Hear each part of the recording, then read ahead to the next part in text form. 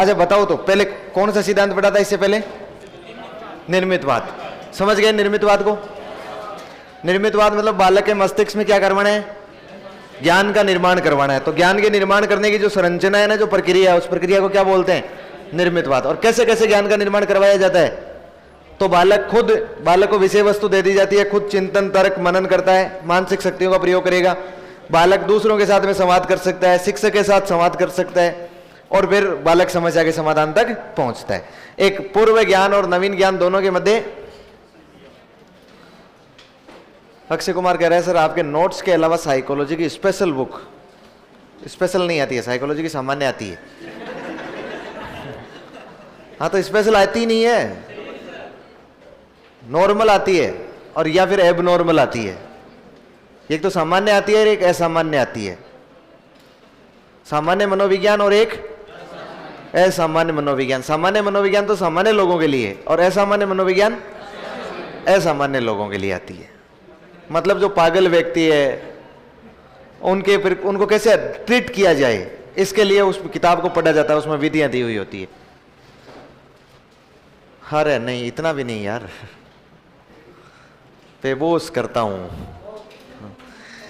अब मैं बताऊं आपको साइकोलॉजी की। रही बात किताब की, देखिए बिल्कुल कंफ्यूज नहीं होना। किताबें बिना तो देखो आपका मन तो भरेगा नहीं। अरे वो फीलिंग को समझ यार,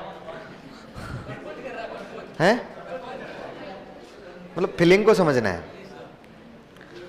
मैं कह रहा हूं कि साइकोलॉजी की किताब कौन सी पढ़नी चाहिए? साइकोलॉजी में पहले तो ये नोट्स तैयार करने चाहिए। जिस समय आपको लगे कि हमने नोट्स पूरा पढ़ लिया है, देखिए पहला तरीका तो ये है, नोट्स पूरा पढ़ लिया है, नोट्स में यदि कोई कॉन्सेप्ट समझ में नहीं आ रहा है तो आपको दोबारा से वीडियो देखना चाहिए। दूसरा कार्य, पहला काम तो नोट्स समझना। नोट्स समझ में नहीं आ रहे हैं तो क्या करना? वीडियो दोबारा देखना। 2 बार में नहीं आ रहा है तो 3 बार देखना। एक ये खासियत है ऑनलाइन शिक्षा की, और ऑनलाइन नहीं किसी भी शिक्षा की। यदि आप एक बार आपने सेम वीडियो देखा है ना, उसको दोबारा देखोगे तो उसमें 4 चीजें ज्यादा समझ में आएगी। अगली बार और देखोगे 4 चीजें और ज्यादा समझ में आएगी। बाद में आप प्रत्येक शब्द को पकड़ने लग जाओगे, प्रत्येक शब्द समझ में आने लग जाएगा। पहले तो इनको तैयार करना। उसके बाद PYQ, प्रीवियस ईयर। मनोविज्ञान में कभी भी मॉडल क्वेश्चन नहीं पढ़ने हैं। एरे गेरे नत्थु गेरे के द्वारा बनाए गए, उनमें हम भी सम्मिलित है, समझ रहे हो ना? द्वारा बनाए गए प्रश्न नहीं पढ़ने हैं। नहीं तो वो पूछेगा कबूतर पर प्रयोग कब किया, चूहे पर प्रयोग कब किया। जबकि मनोविज्ञान में इससे कोई मतलब नहीं है। मनोविज्ञान को मतलब होता है प्रयोग करके क्या निकाला, हाँ निष्कर्ष क्या निकाला। मनोविज्ञान ये कहती है। तो मॉडल क्वेश्चन नहीं पढ़ने होते हैं। कौन से पढ़ने होते हैं? PYQ। और PYQ क्वेश्चनों की कोई कमी नहीं है। PYQ क्वेश्चनों की कोई कमी नहीं है ना। अब देखिए फिर भी आपको लगे कि नहीं मुझे पढ़ना है, तो देखो गाइड तो मैं कोई भी सजेस्ट करूंगा नहीं। गाइड तो मैं किसी भी प्रकार से सजेस्ट नहीं करूंगा आपको। सजेस्ट इसलिए नहीं करूंगा क्योंकि गाइड में तो मैं एक ही सजेस्ट करूंगा, दूसरा वाला कहेगा मेरी नहीं बताई। या फिर मैं करूंगा ही क्यों जब मेरी गाइड नहीं है तो। यह भी है ना। उत्कर्ष की गाइड, उत्कर्ष के नोट्स पढ़ लेना सबसे बेटर होता है। उत्कर्ष ने जो भी निकाली है ना, वो बहुत प्रूफ रीडिंग होके आती है चीजें। एक बार लिखने से नहीं हो जाता है। जैसे मैंने लिखी उसके बाद वो प्रूफ रीडिंग में जाती है। बहुत अच्छे अच्छे विद्वान कंटेंट राइटर के रूप में बिठाए रहते हैं। वो कंटेंट को पूरे को चेक करते हैं कि कोई गलत तो नहीं है, कोई फैक्ट या कॉन्सेप्ट गलत तो डिलीवर नहीं हो रहा है। फिर उसके बाद वापस चेक करवाई जाती है, वो सही होती है ना, उसके बाद बुक को पब्लिश किया जाता है। तो फिर दूसरी बात यह है कि भाई मैं इतना जल्दी मुझे लगता नहीं है कि मैं कुछ कर पाऊंगा। तो टाइम की बहुत कमी है और किताब लिखने में बहुत टाइम लगता है। आसान काम नहीं होता। मैंने पिछली बार एक स्कूल मैनेजमेंट की किताब लिखी थी, छोटी सी किताब लिखी। किस किस ने पढ़ी? 2-4 लोगों ने पढ़ी, ज्यादा लोगों ने नहीं पढ़ी थी। राजस्थान में 50-1,000 लोगों ने पढ़ी। और उस किताब को लिखने में मुझे और हरेंद्र जी को और ईश्वर सर थे ना, कोंकणा सर, ICT उन्होंने लिखी थी। उसमें हमें कम से कम 6 महीने लगे उस किताब में। लगता होता उसमें कुछ भी नहीं है, लेकिन उस किताब को लिखने में टाइम लगा।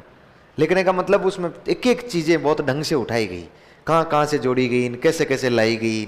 तो क्योंकि बहुत सारी तो हमें वो पढ़नी पड़ी, शिविरा पत्रिकाएं, लंबी लाइन इतनी कतार खड़ी करके फिर वो शिविरा पत्रिकाओं में से कौन सी चीज़ कहाँ से है, ऑथेंटिक चीज़ें पढ़नी पड़ी। तो बुक लिखने में बहुत ज़्यादा टाइम लगता है। मैं कोशिश नहीं, मतलब सोच रहा हूँ मैं कि करें, सोच रहा हूँ। चलिए आज जो दिमाग में आया कल कहीं ना कहीं सामने भी आएगा, लेकिन कब आए ये कोई ज़रूरी नहीं है।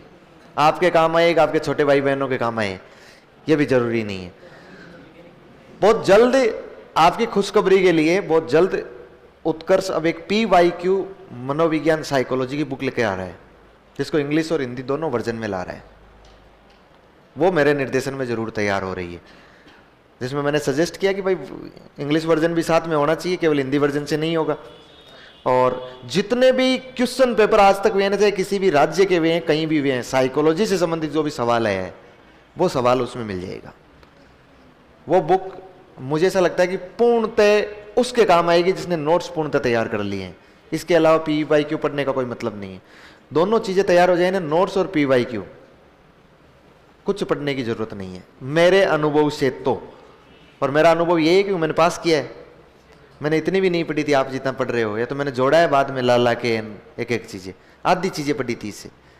और फिर यदि आप कहो कि नहीं मुझे तो मतलब बताओ ही, मैं तो चीज़ें अटक रहा हूँ, तो फिर एक अरुण कुमार सिंह की बुक को मैं बहुत ज़्यादा प्रीफेर करता हूँ। एक ऑथर है, लेखक है, राइटर है, अरुण कुमार सिंह, वहाँ यूपी में यूनिवर्सिटी में है, प्रोफेसर है। वो किताबें निकालते हैं, उनकी किताब को मैं मानता भी हूँ, मुझे समझ में भी आती है और मुझे सर ऑथेंटिक भी है। आप इन्हें प्रूफ के तौर पर भी काम ले सकते हैं। ये RBSE NCERT की किताबें तो पढ़ो, ये तो बहुत शॉर्ट दे रखी है, बहुत शॉर्ट दे रखी है चीज़ें ठीक उनमें, लेकिन सिलेबस कवर नहीं होता है। अरुण कुमार सिंह की एक किताब आती है, लगभग शिक्षा मनोविज्ञान के नाम से, एक छोटी सी किताब है, ऐसे मतलब साइज में ऐसे छोटी, ऐसे थोड़ी मोटी है, लगभग 850 पेज के आसपास है। यूं साइज में छोटी है, जैसे मोबाइल है ना, इससे थोड़ी सी बड़ी है, समझ गए। उस किताब में भी पूरा सिलेबस नहीं है दिया जाता है कि भाई सारी चीजें कवर हो जाए अपने जो सिलेबस में है, लेकिन जहां अटक जाए ना वो कॉन्सेप्ट उसमें से ले सकते हैं आप, कॉन्सेप्ट उसमें मिल जाते हैं। एक अरुण कुमार सिंह की किताब आती है आधुनिक शिक्षा मनोविज्ञान, मतलब जैसे सामान्य शिक्षा मनोविज्ञान कहते हैं, वो उसी का रूप है, किताब उसी का रूप है, लेकिन कुछ कॉन्सेप्ट जो इसमें विस्तृत नहीं है वो उसमें विस्तृत मिल जाएंगे आपको। एक आती है एबनॉर्मल साइकोलॉजी, उन्हीं की एबनॉर्मल शिक्षा मनोविज्ञान है। वो जैसे अचेतन मन क्या है, जैसे ये ऐसे ऐसे कॉन्सेप्ट आते हैं जो उल्टे सीधे कॉन्सेप्ट है, जो हमारे समझ में नहीं आते हैं। जैसे रुचि क्या है, जैसे आत्म संप्रदाय क्या है, उनको बहुत विस्तृत समझाया गया है उसमें। एबनॉर्मल प्रकार के जो कॉन्सेप्ट है ना वो समझाए गए, नॉर्मल प्रकार के नहीं समझाए गए। फिर इसके अलावा और जो किताब आती है ना, अरुण कुमार सिंह की बता रहा हूं मैं, बाकी दूसरे की नहीं बता रहा हूं। उनकी एक आती है उच्चतर शिक्षा मनोविज्ञान, वो सबसे बेटर किताब है। उच्चतर शिक्षा मनोविज्ञान लगभग 1900 पेज की है, इतनी बड़ी है उच्चतर शिक्षा मनोविज्ञान। उसमें कॉन्सेप्ट और विस्तृत मिल जाएगा आपको, बहुत विस्तृत। जैसे थॉर्नडाइक का एक गौण नियम है ना, उसको भी 5 पेज में लिखा होगा उसने, आराम से समझ सकते हैं। इसके अलावा PD पाठक साहब की किताब आती है, छोटी किताब आती है। इसके अलावा S मंगल की किताब आती है, छोटी किताब आती है। ये 3-4 प्रकार की किताबें तो मैं काम में लेता हूं। वो NCERT जितने जितने के मैंने नाम लिए ना, उतनी किताबें मेरे पास, उससे ज्यादा नहीं है। और उनको मैं काम में कब ले पाता हूं, जब मैं किसी चीज में उलझ जाता हूं, बाकी जरूरत नहीं रहती है। जब उलझ जाता हूं ना, मुझे ऐसा लगता है कि यार ये क्या होगा, तब जाके मैं उन चीजों को काम में लेता हूं। अब लेने लगा हूं, जब पढ़ाने लगा हूं। पढ़ते वक्त तो जानता ही नहीं था मैं, उनका नाम ही नहीं जानता था। अब बाकी आपकी मर्जी, आप क्या पढ़े, पढ़ क्या ले। मेरे ख्याल से तो पहले है ना, गोद वाले को छोड़ के पेट वाले की आस नहीं की जाती है, ये कहावत है। गोद वाले को छोड़ के पेट वाले की उम्मीद नहीं की जा सकती है, ये मारवाड़ी में कहावत है। गोद वाला मतलब एक बच्चा गोद में, एक बच्चा पेट में। इस गोद वाले को तो फेंक दिया, बोले अगला हो जाएगा, क्या टेंशन है। पहले किसको तवज्जो दिया जाना चाहिए, प्राथमिकता किसको दी जानी चाहिए, गोद वाले को। जो हुआ है जो सुरक्षित है, जिंदा है। बात समझ पा रहे हैं ना? तो पहले तवज्जो किसको दें? नोट्स को दें, उन्हें पढ़ें, बाद में आगे चलेंगे हम लोग। PYQ के लिए कौन सी बुक आती है? PYQ के लिए तो वैसे बहुत सारे लोग निकालते हैं, एक ये दिशा वाला भी निकालता है, ये भी फर्स्ट रैंक वाले भी निकालते हैं, एक वो अपनी पोती पब्लिकेशन वाले भी इंग्लिश हिंदी वर्जन में निकालते हैं। थोड़े दिनों में उत्कर्ष की आ जाएगी, तुम तो टेंशन मत लो, ये पढ़ो। तब तक ये पढ़ोगे ना, आप तैयार करोगे ना, तब तक आ जाएगी। शाब्दिक अर्थपूर्ण अधिगम का सिद्धांत किसने दिया? इससे पहले का सिद्धांत कौन सा था? निर्मितवाद। किसका? Jerome Bruner. और ये किसका है? डेविड आसवेल। देखो, आपको एक बहुत फायदेमंद बात बताऊं। जेरोम ब्रूनर और डेविड आसुवेल के सिद्धांत में सिद्धांत समान है। दोनों क्या है? कोई अंतर नहीं, दोनों क्या है? समान। जो बातें आपने कहां लिखी है जेरोम ब्रूनर में, वही बातें कहां लागू हो जाएगी? डेविड आसुवेल में हो जाएगी। बताओ, अलग से याद नहीं करना पड़ेगा ना, सिद्धांत का नाम अलग याद करना पड़ेगा। उसने निर्मितवाद नाम दे दिया, इसने शाब्दिक अर्थपूर्ण अधिगम का सिद्धांत नाम दे दिया। अब मैं बताऊं इसमें क्या समानता है, देखिएगा। नंबर एक समानता जो है ना, वो ये है कि दोनों के दोनों सिद्धांत आधुनिक संज्ञानवादी सिद्धांत है। कैसे सिद्धांत है? आधुनिक संज्ञानवादी है। बताओ, वो भी आधुनिक संज्ञानवादी है और ये भी कैसा है? आधुनिक संज्ञानवादी।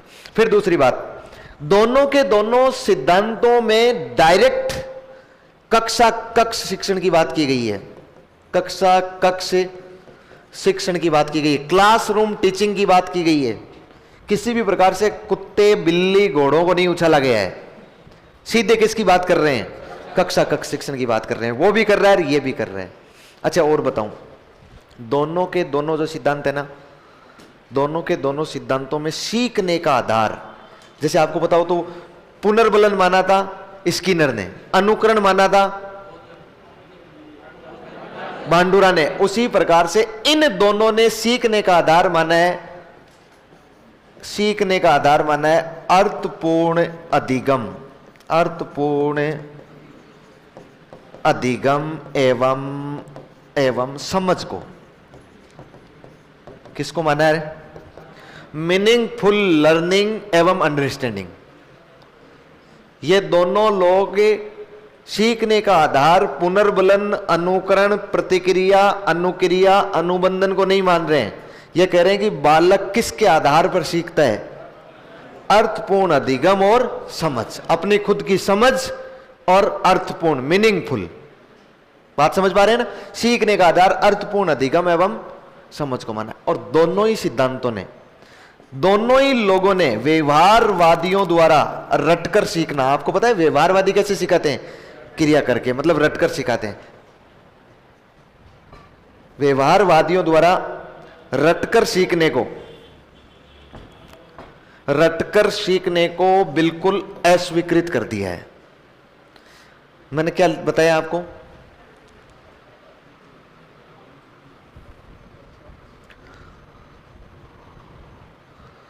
बताओ, देखिए, इकोनॉमिक्स नहीं हुई क्या आपकी? इकोनॉमिक्स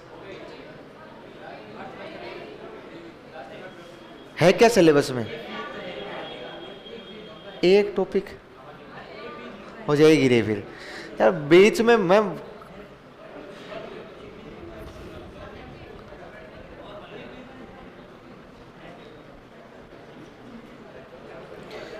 क्या कहा मैंने? दोनों सिद्धांत क्या है? कोई अंतर नहीं है ना दोनों सिद्धांतों में? समानता बताओ देखिए मुझे। दोनों कैसे हैं? दोनों कैसे हैं? दोनों में सीखने का आधार, दोनों कैसे हैं? रटकर सीखने को अस्वीकृत करते हैं। लेकिन इनमें एक अंतर है, एक नहीं दो अंतर है। कितने अंतर है? एक पहला अंतर तो यह है कि उसके सिद्धांत का नाम तो है निर्मितवाद अधिगम का सिद्धांत, और इसके सिद्धांत का नाम क्या है? शाब्दिक अर्थपूर्ण अधिगम का सिद्धांत। तो ये अंतर तो मुझे लिखवाना नहीं है आपको। एक मेन अंतर ध्यान रखना, जेरोम ब्रूनर कहता है कि बालक जो अर्थपूर्ण अधिगम और समझ को अपनाता है, मतलब बालक जो सीखता है, उसका आधार आगमन तरीके से सीखता है। उसको किस तरीके से सीखता है? और डेविड आसुवेल कहता है बालक जो सीखता है ना, वो किस तरीके से सीखता है? निगमन तरीके से। पढ़ा है ना आपने आगमन और निगमन, आगमन और निगमन, इंडक्टिव और डिडक्टिव। इंडक्टिव यानी आगमन और डिडक्टिव यानी निगमन। ये तो पढ़ लिया ना आपने। आगमन क्या होता है और निगमन क्या होता है। यह कहता है कि जब बालक सीख रहा होता है ना, जेरोम ब्रूनर कह रहा है, तो वो कौन सी विधि काम में ले रहा है? आगमन विधि से सीख रहा है। और डेविड आसुवेल कहता है कि बालक जब सीख रहा होता है तो कौन सी विधि काम में ले रहा होता है? निगमन विधि काम में ले रहा होता है। यह महत्वपूर्ण इनमें क्या है? अंतर है। लिखो,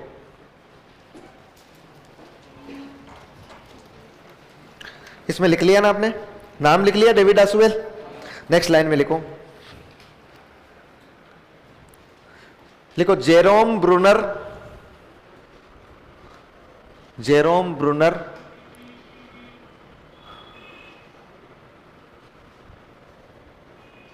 एवं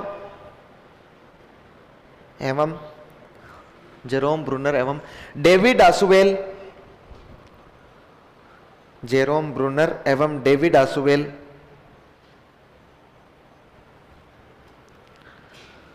दोनों के सिद्धांतों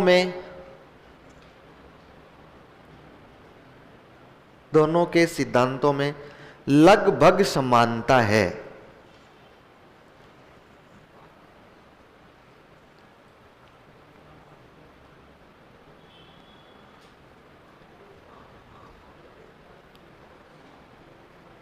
लगभग समानता है। जैसे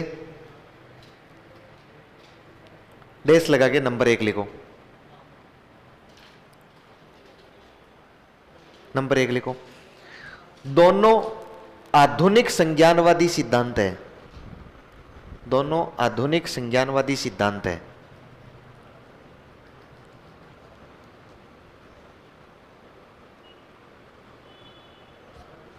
दोनों आधुनिक संज्ञानवादी सिद्धांत है।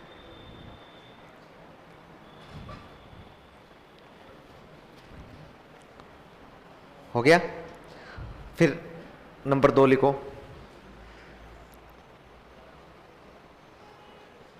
दोनों सिद्धांत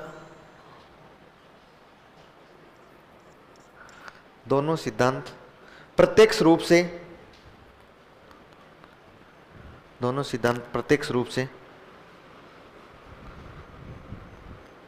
कक्षा कक्ष शिक्षण की बात करते हैं। प्रत्यक्ष रूप से कक्षा कक्ष शिक्षण की बात करते हैं।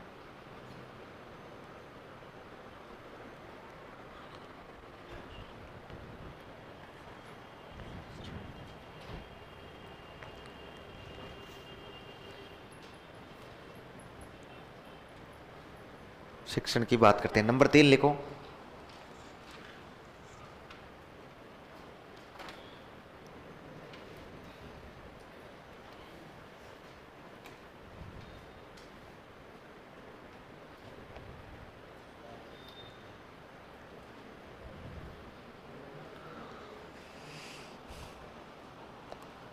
लिखो दोनों में सीखने का आधार अब इन्वर्टेड कॉमास में लिखना, अर्थपूर्ण अधिगम एवं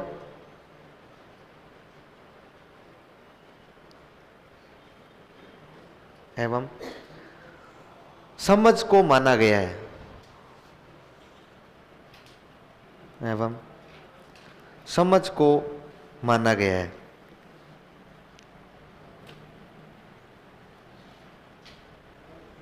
हो गया। फिर लिखो नंबर 4, व्यवहारवादियों द्वारा रटकर सीखने को, व्यवहारवादियों द्वारा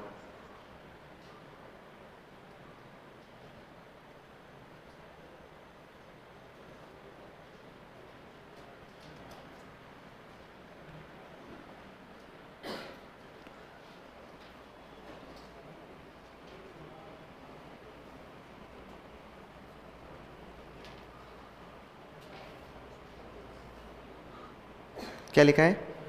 व्यवहारवादियों द्वारा रटकर सीखने को अस्वीकृत किया गया है। रटकर सीखने को अस्वीकृत किया गया है।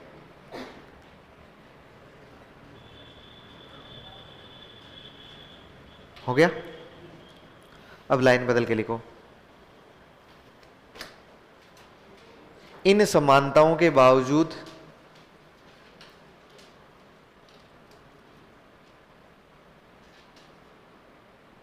एक मुख्य असमानता है कि, इन समानताओं के बावजूद एक मुख्य असमानता है कि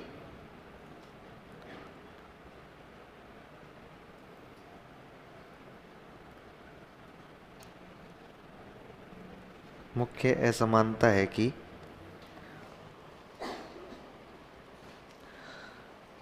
जेरोम ब्रूनर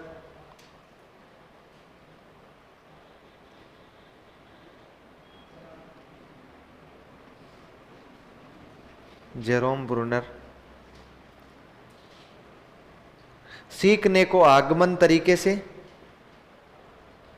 सीखने को आगमन तरीके से, जबकि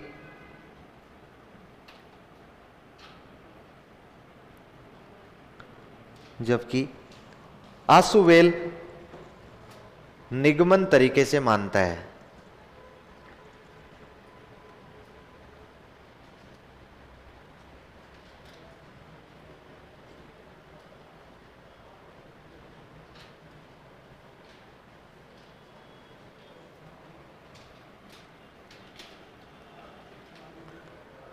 मानता है। कोई डाउट है? दोनों सिद्धांत कंप्लीट हो गए ना एक साथ, वो भी है और ये भी है, दोनों के दोनों सिद्धांत। कितने हो गए?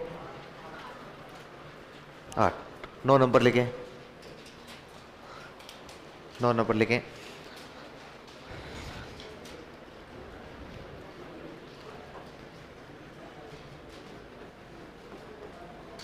क्षेत्र बिंदु सिद्धांत किसने दिया था? David Kurt-Lewin. हाँ, कुर्ट-लेविन।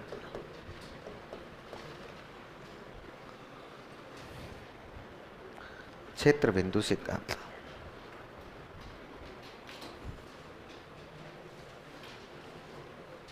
क्या कहेंगे इसे? फील्ड लर्निंग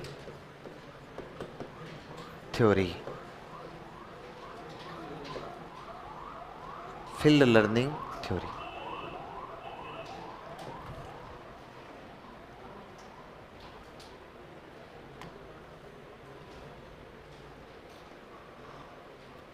उपनाम लिखो इसके।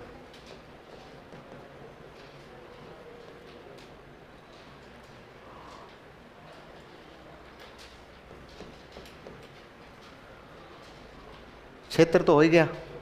क्षेत्र बिंदु हो चाहे क्षेत्र हो, एक ही बात है वो ना, फर्क नहीं पड़ता है उसे। जीवन दायरा सिद्धांत। जीवन दायरा सिद्धांत।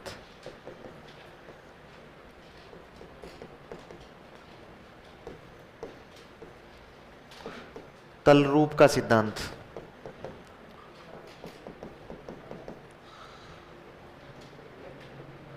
और बताओ।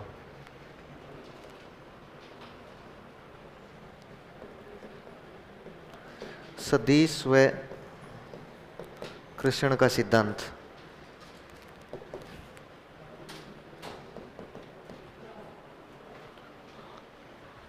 सदिश तल रूप हो गया। जीवन दायरा हो गया। एक और लिखो, 3 संप्रत्यय सिद्धांत। संप्रत्यय का सिद्धांत।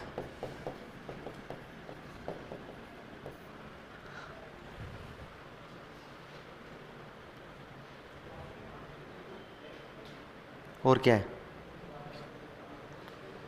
कभी पढ़ाई नहीं है ना, कभी पढ़ाई नहीं। क्षेत्र बिंदु का सिद्धांत है ना, लिख लो लिख लो। जीवन दायरा को लिखो,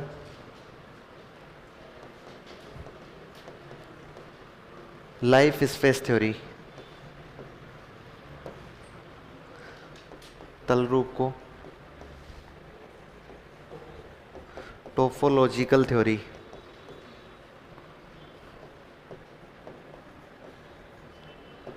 vectors and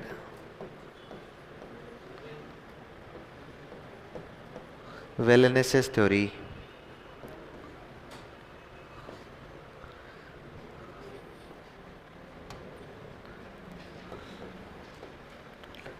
three phase theory. Three phase theory.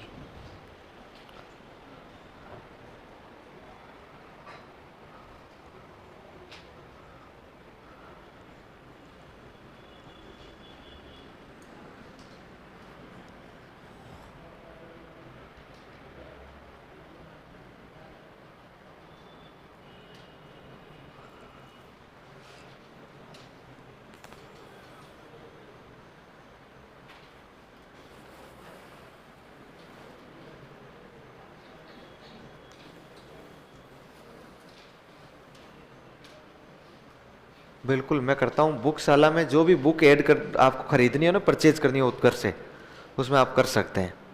लेकिन जो ग्रेड 3 वाली थी ना, स्कूल मैनेजमेंट वाली, उसमें अब मैं थोड़ा सा अपडेट करने के बारे में सोच रहा हूँ। चल रहा है अपडेशन। अपडेशन कभी भी कैसे भी अपडेशन आ सकते हैं, तो अपडेशन चल रहे हैं। जैसे क्या अपडेशन आया, एक तो आरटी वाला आ गया राजस्थान में, और अपडेशन आते ही रहते हैं ना, छोटे छोटे अपडेशन आते ही रहते हैं। आपको पता हो तो शिक्षा सचिव भी उठा दिया गया ना अपना,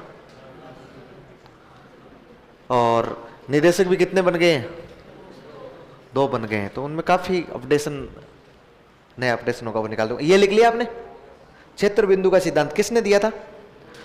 कुर्ट लेविन ने दिया था। और कुर्ट लेविन ने इस क्षेत्र बिंदु सिद्धांत को एक समीकरण के रूप में पास लिखा है। इसमें एक नाम और लिखो, लक्ष्य सूझ का सिद्धांत। लक्ष्य सूझ का सिद्धांत, गोल इनसाइट थ्योरी। गोल इनसाइट थ्योरी, लक्ष्य सूझ का सिद्धांत।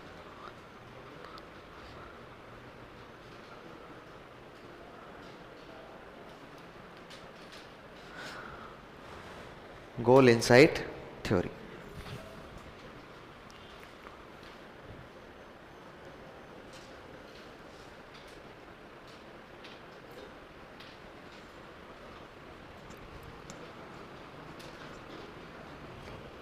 आगे बढ़ूं, किसने?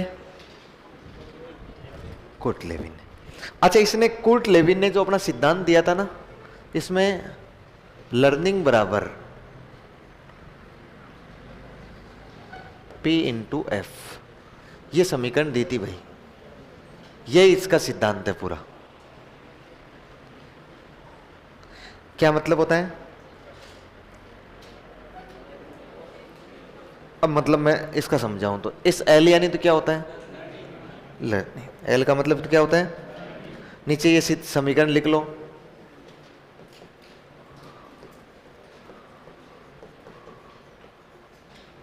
उपनाम पूरे हो गए हैं ना, अलग से एक समीकरण लिख लो, और एल मतलब लर्निंग लिख लो। लर्निंग मतलब तो बताना पड़ेगा क्या?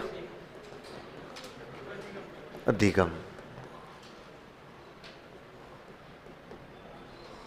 एफ यानी क्या होगा? Field. Very good. Field, field यानी क्षेत्र,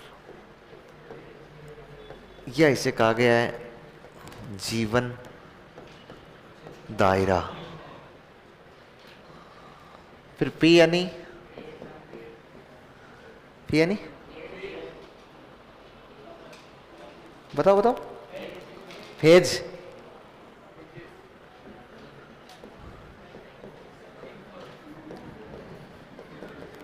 साइकोलॉजिकल पर्सन। ये पी का मतलब तो पर्सन है, और पर्सन मतलब क्या होगा, व्यक्ति। लेकिन व्यक्ति कैसा होना चाहिए, मनोवैज्ञानिक होना चाहिए। ऐसे साधारण ऐरा गहरा नहीं चलेगा, मनोवैज्ञानिक व्यक्ति होना चाहिए। फिर ई यानी एनवायरमेंट, लेकिन कैसा एनवायरमेंट हो, साइकोलॉजिकल हो।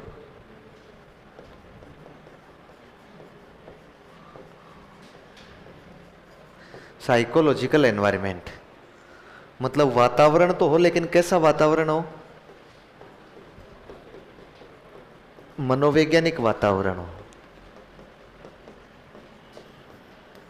मनोवैज्ञानिक वातावरण।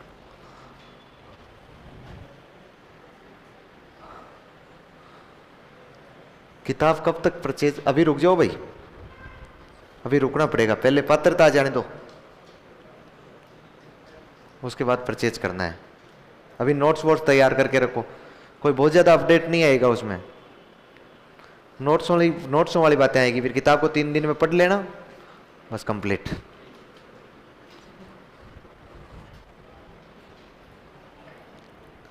कैसे कैसे कैसे हंस रहे हो, हैं? हिलोरा हो गया क्या?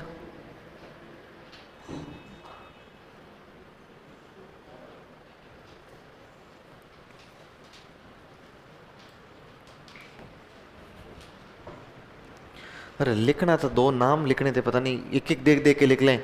P E E R R S S O, ऐसा क्या लिख रहे हो? लिख दो ना, कोई गलत हो जाएगा तो हो जाएगा। यहाँ पढ़िए ना, मनोवैज्ञानिक व्यक्ति पढ़ा है, सीधा लिखा हुआ, इसका मतलब पर्सन होता है। और इसकी क्या गारंटी है सही है? लिख तो रहे हो इतना, लेकिन हैं?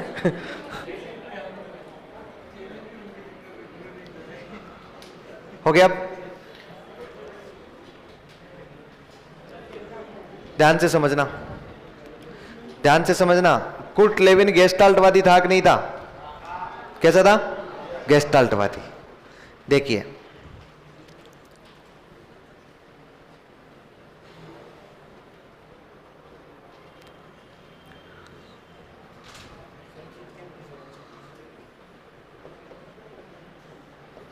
ये क्या है?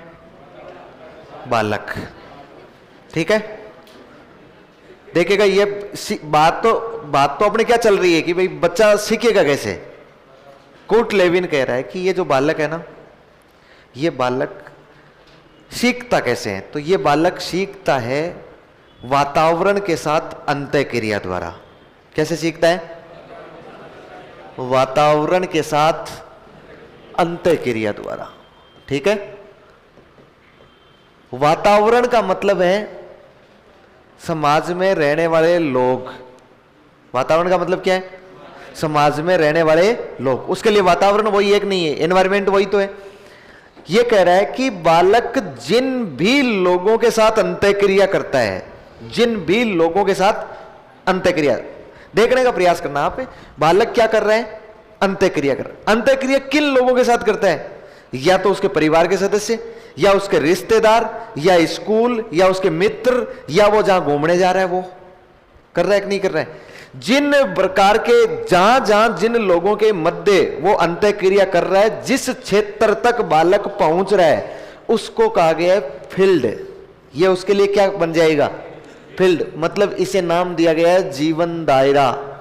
उसका लाइफ स्पेस एक नहीं है, वो जीवन में जितने, किसी का लाइफ स्पेस छोटा हो सकता है, किसी का लाइफ स्पेस बड़ा हो सकता है। भाई कोई तो केवल और केवल, जैसे याद करो, एक बालक है वो केवल अपने घर में रह रहा है, अपने स्कूल में जा रहा है, उसके अलावा और कोई कहीं नहीं जा रहा है, तो उसका लाइफ स्पेस उतना ही होगा कि नहीं होगा।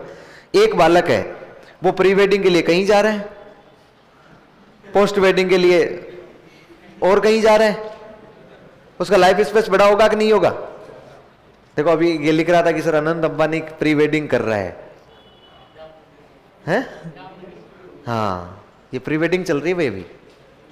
अभी वेडिंग कब है? हैं? जुलाई में है। अभी ब्याह तो जुलाई में है। हाल तो अच्छा, आजकल अपने वाले भी सीख गए नहीं, ये सोच ले, हैं? अरे हमारी तो वेडिंग ही बहुत मुश्किल से होती उस जमाने में। उस जमाने में वेडिंग भी ढोल से हो जाती थी, डीजे की जरूरत ही नहीं पड़ती थी।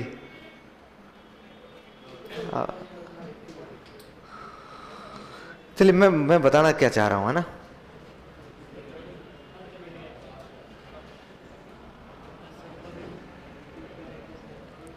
मैं बताना चाह रहा हूं कि ये क्या कह रहा है, ये कुर्ट लेविन कह रहा है कि बालक जिस वातावरण में रहकर लोगों के साथ अंतःक्रिया कर रहा है उससे उसका अधिगम होता है। उससे क्या होता है? उससे उसका अधिगम होता है। देखिएगा, ये जितने लोगों के साथ अंतःक्रिया कर रहा है, जो क्षेत्र है ना, वो उसके लिए क्या कहलाएगा? लाइफ स्पेस कहलाएगा। इसमें 3 चीजों को महत्वपूर्ण माना है। किसने माना है? कुर्ट लेविन ने। इसलिए 3 चीजों के माध्यम से अपना सिद्धांत दिया है, इसलिए इसको बोलते हैं 3 फेज थ्योरी। क्या बोलते हैं? 3 फेज थ्योरी। मतलब 3 क्या दिए हैं इसने? संप्रति दिए, 3 कॉन्सेप्ट दिए हैं। कितने कॉन्सेप्ट दिए हैं? 3 कॉन्सेप्ट में सबसे पहला जो कॉन्सेप्ट है ना, वो तो दिया है लाइफ स्पेस या क्षेत्र। क्या दिया है? Life space. मतलब बालक कहां रहकर सीख रहा है? जीवन दायरे में सीख रहा है। ठीक है। दूसरा वाला कॉन्सेप्ट दिया है ना, वो दिया है सदिश एवं कृष्ण। सदिश एवं कृष्ण में आगे लिखता हूं। एक तो इसने 3 फेज में बताया है, एक तो जीवन दायरा बता दिया है भाई। एक तो क्या बता दिया है? जीवन दायरा। दूसरा इसने बताया, वो क्या बताया? सदिश एवं कृष्ण। देखिएगा, ये सदिश शब्द है ना, ये इसने भौतिक विज्ञान से लिया है। कहां से लिया? भौतिक विज्ञान में सदिश और अदिश अलग अलग प्रकार की राशियां होती थी कि नहीं होती थी, लेकिन अब कला वाले नहीं जानते इसको। तो सदिश और अदिश से उलझना नहीं है, अपने को यह ध्यान रखना है कि सदिश और अदिश, ये सदिश है ना, ये काम ले रहा है। कहां से लेकर आया है? भौतिक विज्ञान। कहां से लेकर आए? भौतिक विज्ञान। ये कह रहा है कि जैसे मान लो ये बालक है, इस बालक के लिए एक टारगेट है, इस बालक के लिए ये क्या है? एक गोल है। मतलब बालक जिसको सीखना चाह रहा है वो उसके लिए टारगेट एक नहीं है। अब ये किस में सीख रहा है? ये लाइफ स्पेस में ही तो सीख रहा है ना, ये दोनों लाइफ स्पेस में आ जाएंगे। बालक इस टारगेट की ओर बढ़ रहा है, बालक को इस टारगेट की ओर बढ़ाने वाली, इस टारगेट की ओर ले जाने वाली एक विशेष प्रकार की एनर्जी काम कर रही है। विशेष प्रकार की एक क्या काम कर रही है? ऊर्जा काम कर रही है, एक एनर्जी काम कर रही है। उस एनर्जी को इसने नाम क्या दिया है? सदिश दे दिया है। इसका मतलब मैं कहूंगा कि बालक को अपने लक्ष्य की ओर ले जाने के लिए जो ऊर्जा काम करती है उसको नाम क्या दे दिया है? सदिश दे दिया। फिर इसने कहा कि ये कृष्ण भी होता है। ये इसने मैकेनिक्स से लिया। कहां से लिया? मैकेनिक्स। अलग अलग ट्रेड होते हैं ना, आपने बीटेक कभी नाम सुना हो तो उसमें मैकेनिक, इलेक्ट्रीशियन, इलेक्ट्रिकल, अलग अलग ट्रेड होते हैं। आईटीआई में भी तो होते हैं। आईटीआई तो एक इंजीनियरिंग है ना। अच्छा, ये मैकेनिक्स नामक सब्जेक्ट से उठाया, और ये कृष्ण जो होता है ना, ये एक विशेष प्रकार का लक्ष्य, एक विशेष प्रकार का लक्ष्य, ये भी एनर्जी एक प्रकार से, जो बालक को अपनी ओर आकर्षित करता है। देखो पीछे से धक्का तो दे रहा है सदिश, और अपनी ओर खींच कौन रहा है? कृष्ण। ये कह रहा है कि इस लक्ष्य में, टारगेट में एक विशेष प्रकार का कृष्ण पाया जाता है, एक पावर पाया जाता है, जो बालक को अपनी ओर क्या कर रहा है?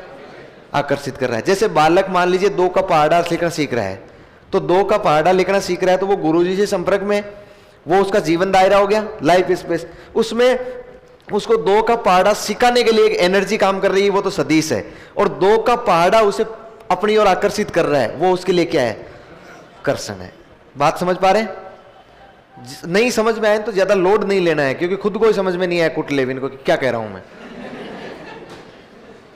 उसे खुद को ही क्या क्या समझ में आया इसमें।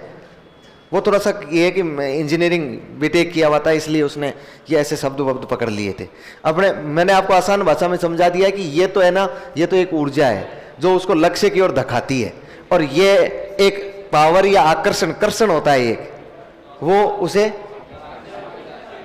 भाई ये शक्ति मान लीजिए, पावर मान लीजिए। जैसे एक आदमी और 8 बहुत जल्दी बज रहे हैं, उसे लग रहा है कि 10 मिनट है। 8 बजने में कितने टाइम बाकी है? 10 मिनट बाकी है।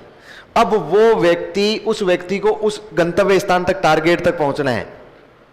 उसे पता है दुकान किधर है, उस व्यक्ति को पता है कि नहीं है? अब आप सोच के देखिए, उस व्यक्ति को जीवन दायरा क्या है? जहां व्यक्ति खड़ा है और जहां उसका लक्ष्य है, इसके बीच में वो जहां क्रिया कर रहा है, जहां चल रहा है, वो जीवन दायरा है। वो व्यक्ति बहुत जल्दी जल्दी तेज गति से सीधा कहां जा रहा है? मुझे बताओ, क्या वो दिशा चूक रहा है क्या? नहीं, उसको पता है कि समय बहुत कम है, वो सीधा जा रहा है कि नहीं जा रहा है। अच्छा, उससे पीछे से जो पावर काम कर रही है ना, वो तो है सदिश, और आगे से वो दुकान बुला रही है ना उसे, वो उसके लिए क्या है? कर्षण है। वो आगे से उसके लिए क्या, किसका काम करेगा? कृष्ण का काम करेगा। बात समझ रहे हैं? एक इसने तीसरा जो संप्रत्यय लिया, एक तो जीवन दायरा, एक सदिश और कृष्ण, और तीसरा जो संप्रत्यय लिया ना, वो क्या लिया? तल रूप। तल रूप होता है टोपोलॉजी। अच्छा, ये वास्तव में गणित से लिया। तल रूप किसका शब्द है? गणित का शब्द है। और तल रूप का मतलब होता है आकृतियां। क्या होता है? लेकिन इलास्टिक आकृतियां, प्लास्टिक आकृतियां, इलास्टिक या प्लास्टिक आकृतियां। देखो क्या क्या क्या समझा रहा है ये जब समझा है ना, तब मुझे पता लगा कि यार ये क्या समझाना चाह रहा है। हाँ देखो, इसने कहा कि बालक जिस जीवन दायरे में काम कर रहा है ना, वो जीवन दायरे का क्षेत्रफल समान होता है। जैसे मान लीजिए ये इसका क्षेत्रफल है, ठीक है क्षेत्रफल। अब बालक ये इसकी परिधि है, ये जीवन दायरा है इसका। अब बालक क्या करेगा? धीरे से, जैसे मान लीजिए आज ये बालक इस जीवन दायरे के बाहर भी, या जीवन दायरे के दूसरी तरफ भी यहां पर कोई टारगेट है, तो वो बालक इसकी ओर खींचेगा, तो बताओ ये जीवन दायरा बढ़कर यहां हो जाएगा कि नहीं हो जाएगा? भाई जीवन दायरा कोई ये तो है नहीं कि रजिस्ट्री करवा रखी है जीवन दायरे पर इसने, भाई उतना ही रहेगा जिसके संपर्क में। जैसे बालक मान लीजिए अब तक तो केवल स्कूल जाता था, केवल घर से, और घर आता था वापस। आज बालक ननिहाल चला गया, तो उसका जीवन दायरा बढ़ा कि नहीं बढ़ा? अंत्यक्रिया, लोगों से अंत्यक्रिया बढ़ी कि नहीं बढ़ी? तो उसका जीवन दायरा थोड़ा सा उधर खिसक जाएगा। लेकिन ये कह रहा है कि ये जो जीवन दायरा होता है ना, ये प्लास्टिक की तरह होता है, ये वापस अपनी जगह ग्रहण कर लेता है। जब बालक वापस आएगा ना, तो अपनी वापस स्थान पर आ जाएगा। एक रबड़ होता है ना, रबड़, उस रबड़ को ये कह रहा है कितना ही बता दो, जब वापस छोड़ोगे तो वो अपना मूल प्रकृति, मूल स्थान ग्रहण करेगा कि नहीं करेगा? फिर ये दूसरी बात और समझा रहा है। ये कह रहा है कि बालक जब सीख रहा होता है ना, तो उसका चेहरा होता है ना, उसका चेहरा, उसकी शक्ल होती है ना, उसकी शक्ल पर विभिन्न प्रकार की आकृतियों का निर्माण होता है। सीख रहा होता है तो बालक की शकल पर विभिन्न प्रकार की, अरे ऐसे सीखना, यूं सीखना, ऊंचा नीचा करना। लेकिन ये कह रहा है कि ये शकल जो होती है ना, इस पर कितनी आकृतियां बन जाए, ये शकल वापस अपने मूल स्वरूप में लौट कर आ जाती है। कोई सीखने के लिए मान लो ऐसे कर रहा है, ऐसे यूं सीखते वक्त, और यूं ही रह जाता है क्या? नहीं, वापस अपने मूल स्थान में, मूल स्वरूप में आता है कि नहीं आता है? ये टोपोलॉजी है। नहीं है इसको खुद को भी समझ में, अपने को कैसे आएगा? लेकिन फिर भी 3 संप्रदाय याद रखना। ये देखो, ये कह रहा है फ्लेक्सिबिलिटी। हाँ बिल्कुल फ्लेक्सिबिलिटी। ये कह रहा है कि सर आपका क्रिकेट शॉट बहुत ही शानदार था, धन्यवाद भाई। हैं? हाँ, ये ज्यादा मत कहो वरना मैं आईपीएल में चला जाऊंगा, कौन पढ़ाएगा फिर ये? वो तो नो बैक डे होता है हमारा। क्या होता है? मजा तभी तो आता है ना आजकल। वैसे पहले तो क्या करना पड़ता था, बराबर फील्डिंग करनी पड़ती थी, जिसे हम पीदना कहते हैं। आजकल स्कूल वाले छोरे तो सोचते हैं कि बस गुरुजी ने शॉट लगा दिया, फिर 15-20 लड़ते हैं, बोले कौन लेके आएगा? ये कह रहा है मैं लेके आऊंगा, वो कह रहा है मैं लेके आऊंगा बॉल को, और मजा आता है। फिर कई बार सोचता हूँ यार बच्चों का शोषण तो नहीं हो रहा है। फिर कई बार ये लगता है कि यार शोषण काहे का है, ऐसे थोड़ी सीख जाएंगे, है ना, बच्चे ऐसे थोड़ी सीख जाएंगे। हम भी तो ऐसे ही करते थे ना पहले, बहुत मुश्किल से वॉलीबॉल की एक बॉल मिल जाती थी ना कहीं साइड में, खेलते थे ना, खेलते खेलते वो छोड़ते ही नहीं थे बॉल को, खेलते रहते थे। फिर बाई चांस वो बॉल बाहर आ गई ना, एक बार मिल जाती थी ना हाथ में लगाने को, आहा, ऐसा लगता जैसे मोक्ष की प्राप्ति हुई है।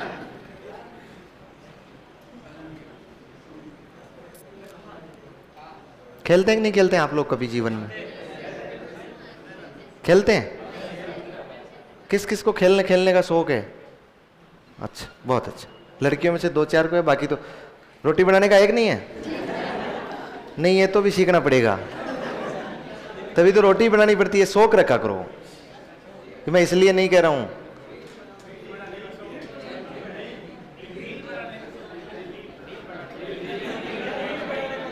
वो क्या होता रे? रीट, इंस्टा, रील, अरे कोई भी हो, होना चाहिए। किसी न किसी क्षेत्र में तो पारंगत हो ना हम। ऐसा तो कोई क्षेत्र हो जिसमें हम लोग पारंगत हैं। मैं इसलिए नहीं कह रहा हूं, मैं इसलिए कह रहा हूं कि पिछले दिनों सर जी अनंत अंबानी को देखकर मुझे पैसे की औकात और महत्व समझ आ गया, और उस लड़की पर बहुत दया आ रही है।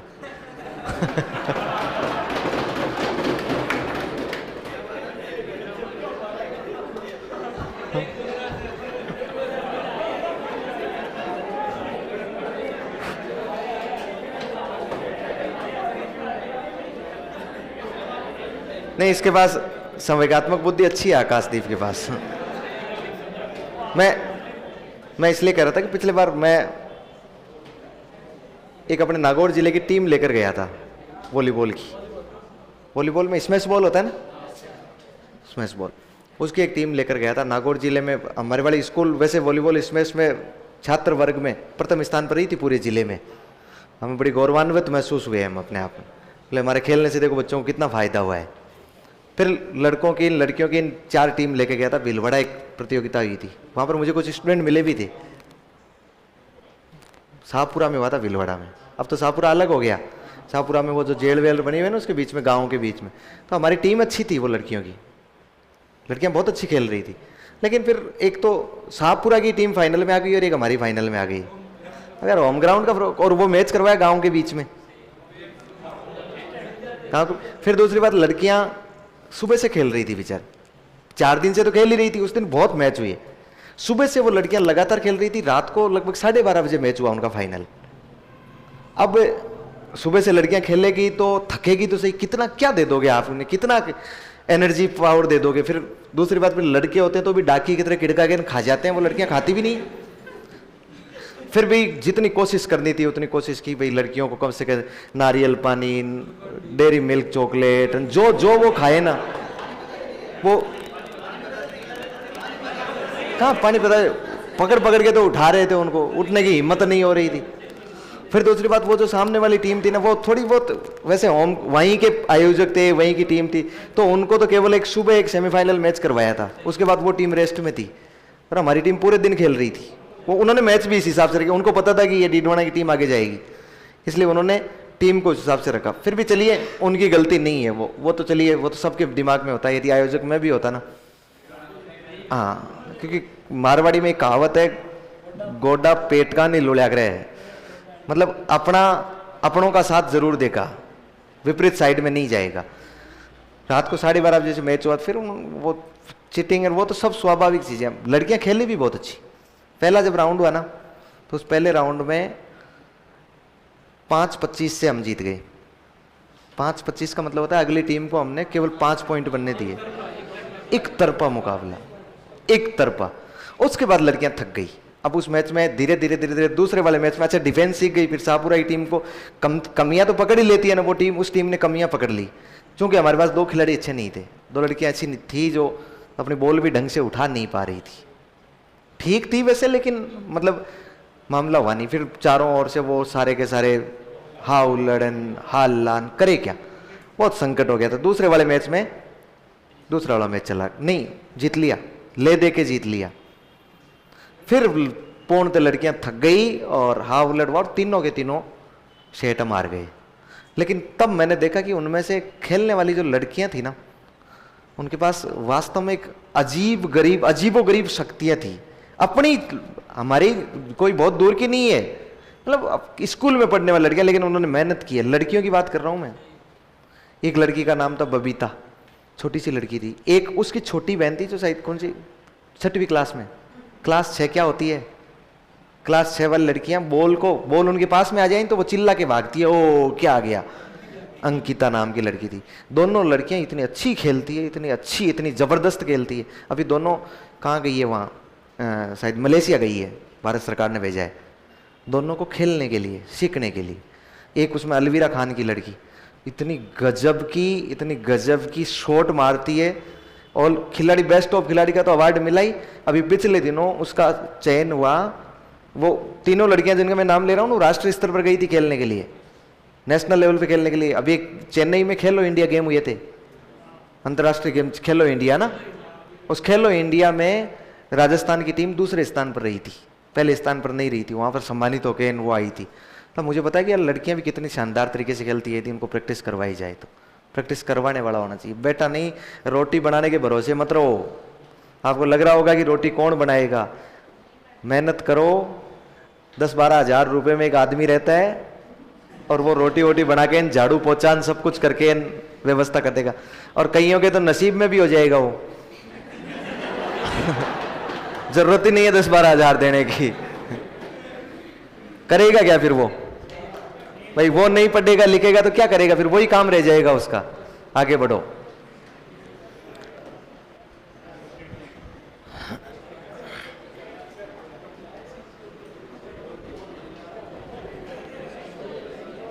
भाई उसका इंग्लिश देख, ये पूछ रहा है मनोविज्ञान की प्रकृति में शामिल नहीं, इंग्लिश वर्जन देख इसका, अनुप्रयुक्त और अनप्रयुक्त इन दोनों का इंग्लिश वर्जन देख।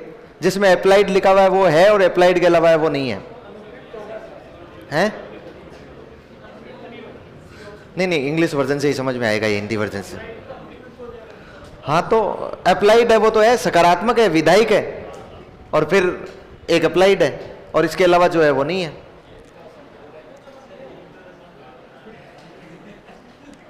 हो गया, चले आगे। जीवन दायरा, सदिश कर्षण, और क्या हो गया, तलरू।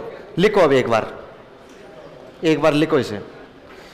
यहां तक लिख लिया ना, समीकरण लिख लिया यहां तक, ये भी लिख लिए। अब आप लोग लिखो, इस सिद्धांत के अनुसार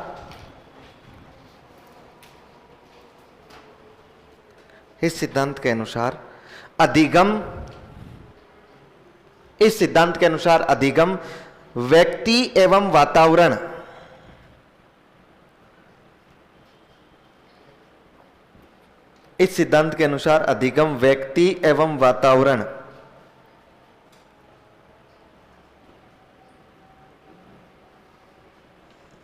के मध्य, व्यक्ति एवं वातावरण के मध्य अंतःक्रिया का प्रतिफल है।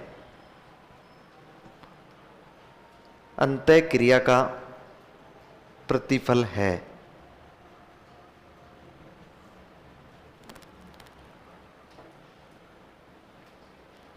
अंतःक्रिया का क्या है, प्रतिफल है। नेक्स्ट लिखो,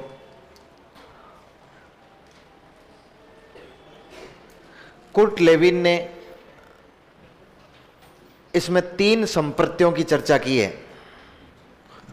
कुर्ट लेविन ने इसमें 3 संप्रत्यों की चर्चा की है।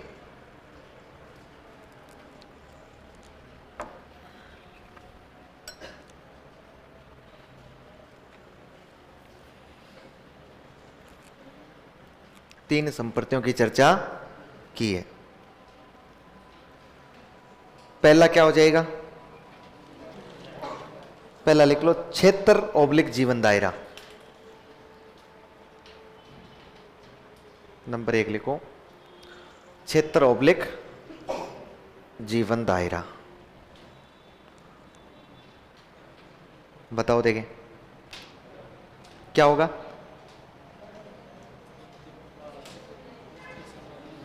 जीवन दायरा किसे कहेंगे? लिखो जनाब, देखो डैश लगा के लिखो। वह क्षेत्र जिसमें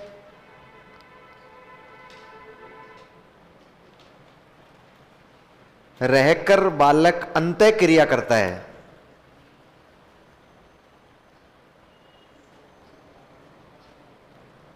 बालक अंतः क्रिया करता है, जीवन दायरा कहलाता है।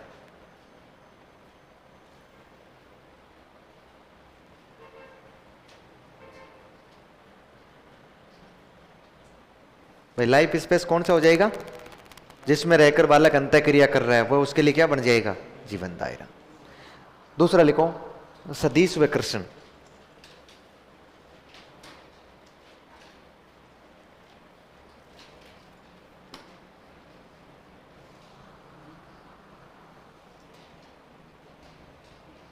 सदिश व कृष्ण। सदिश के नीचे तो लिख लो भौतिक शास्त्र, और उसके नीचे लिख लो मैकेनिक्स।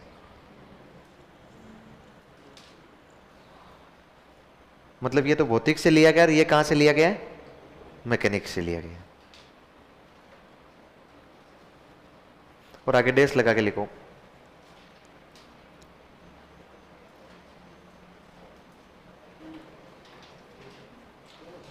सदिश एक ऊर्जा है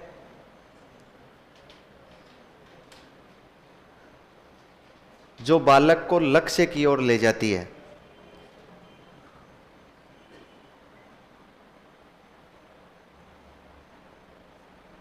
सदिश एक ऊर्जा है जो बालक को लक्ष्य की ओर ले जाती है, जबकि कर्षण एक लक्ष्य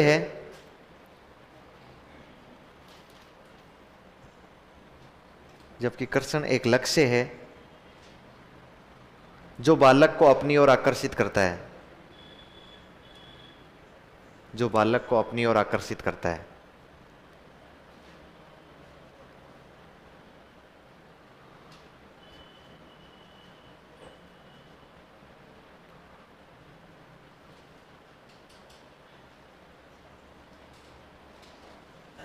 हो गया?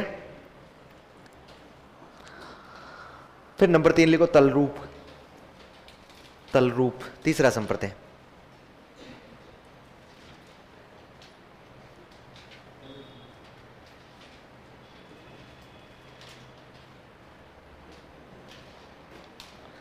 किससे लिया गया है? गणित से लिया गया है। लिख लो गणित।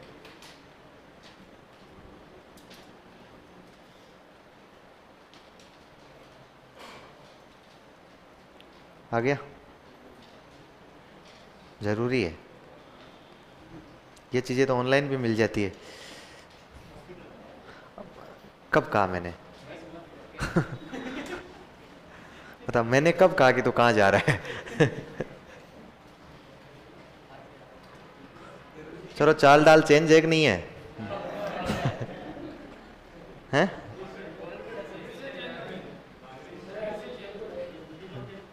नहीं, चेहरा बता रहा है। All the best.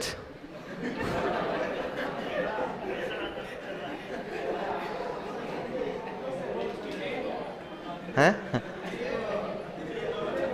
लिखो लिखो, आगे लिखो। तल रूप में लिखो।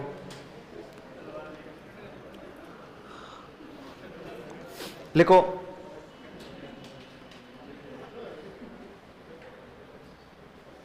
इसका संबंध उन आकृतियों से है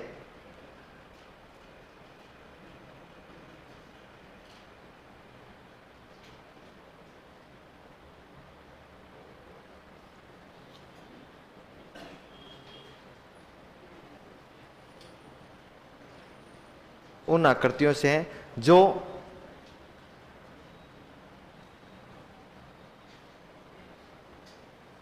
कैसे लिखेंगे क्या लिखा है आपने? इसका संबंध उन आकृतियों से है जो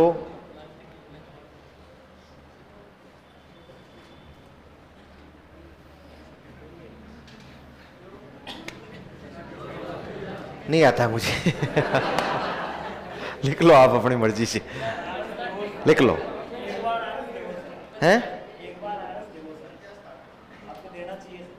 सीखने के लिए नहीं होगी मेरे से माथा फोड़ी।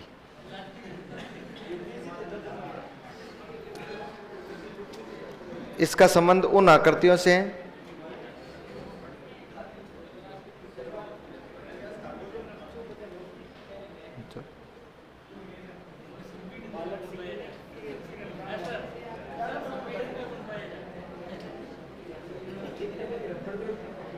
जो प्लास्टिक प्रकार की होती है। लिखो लिखो लिखो। उन आकृतियों से जो सीधी लिखो ना, जो प्लास्टिक प्रकार की होती है, प्लास्टिक प्रकार की होती है,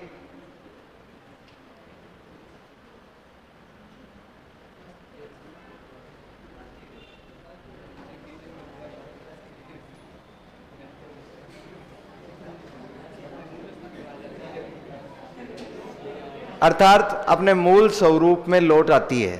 ऐसे लिखो, अर्थात अपने मूल स्वरूप में लौट आती है।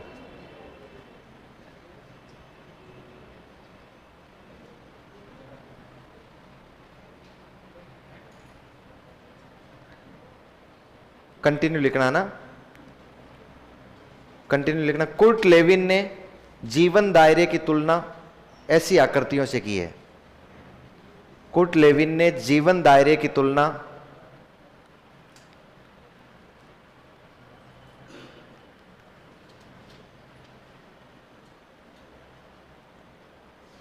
कुर्ट लेविन ने जीवन दायरे की तुलना ऐसी आकृतियों से की है।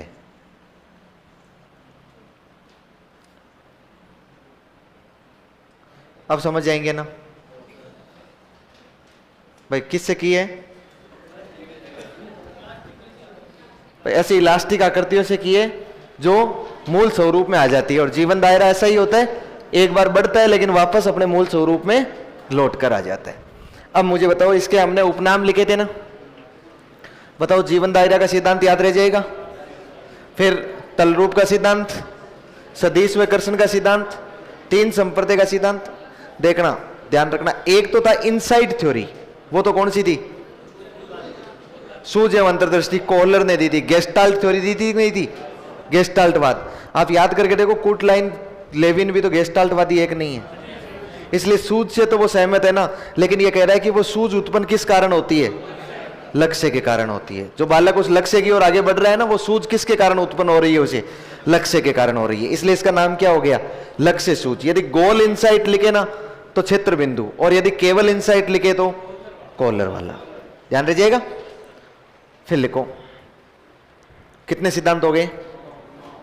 10वां लिखो।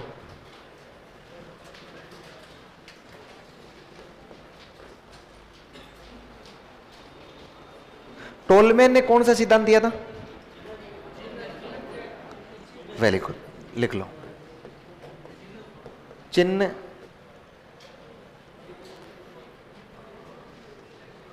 पूर्णाकार का सिद्धांत।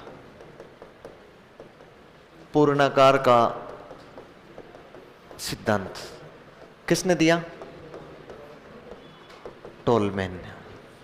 प्रयोग किस पर किया? चूहों पर।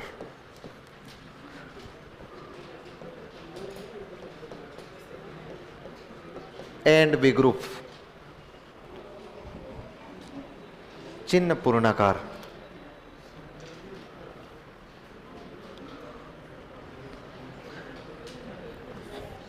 अच्छा, इसके उपनाम भी लिखना। इसे क्या बोलते हैं बताओ? देखिए, अव्यक्त अधिगम का सिद्धांत बोलते हैं। अधिगम का सिद्धांत, इसे अदृश्य अधिगम का सिद्धांत बोलते हैं। या इसमें जो दिखाई नहीं दिया, इसका मतलब अमूर्त अधिगम का सिद्धांत।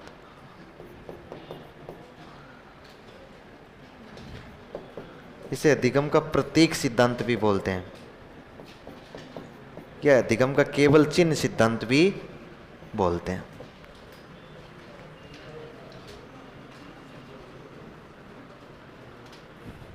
इन तीनों को इंग्लिश वर्जन एक ही लिखा हुआ मिलेगा, लेटेंट लर्निंग थ्योरी।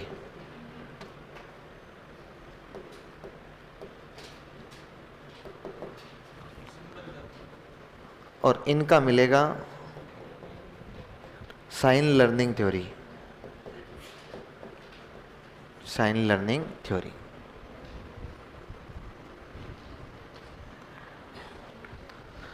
हो गया?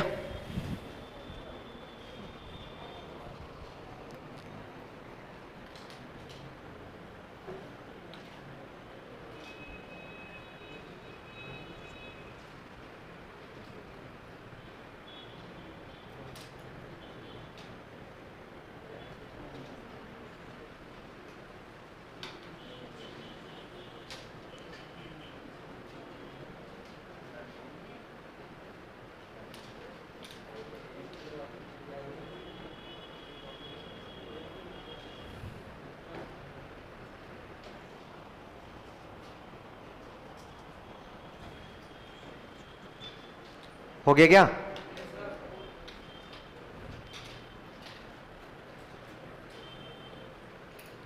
देखिए समझना, एक ही कॉन्सेप्ट है इसमें, बहुत बड़ा कॉन्सेप्ट नहीं है।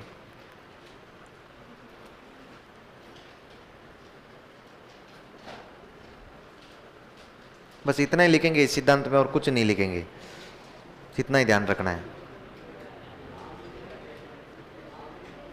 नाम ही है इसका, बस इतना ही लिख लेते हैं नमचीन पूर्णाकार टोलमेन तो भी समझ जाते, लेकिन फिर भी देख लें एक बार, सिद्धांत को देखना जरूरी। देखो ध्यान से देखो, इसने एक पिंजरा बनाया, उसको भूल भुलैया प्रकार का बनाया। कौन बना रहा था पहले, आपको पता है क्या? कौन? इससे पहले हल, CL बना रहा था ना। ले लो, लो वो ले वो 3 नंबर वाली उबासी। उबासी के 3 प्रकार बताए थे ना मैंने। कौन से? एक तो वो हल्के सी वहीं दबा देते हैं, किसी को पता नहीं लगता है। एक अपने नॉर्मल लेवल के लिए जाती है बस। और एक वो आधे घंटे वाली, वो पड़ोसी कहता है रुक जा रुक जा। हाँ, देखो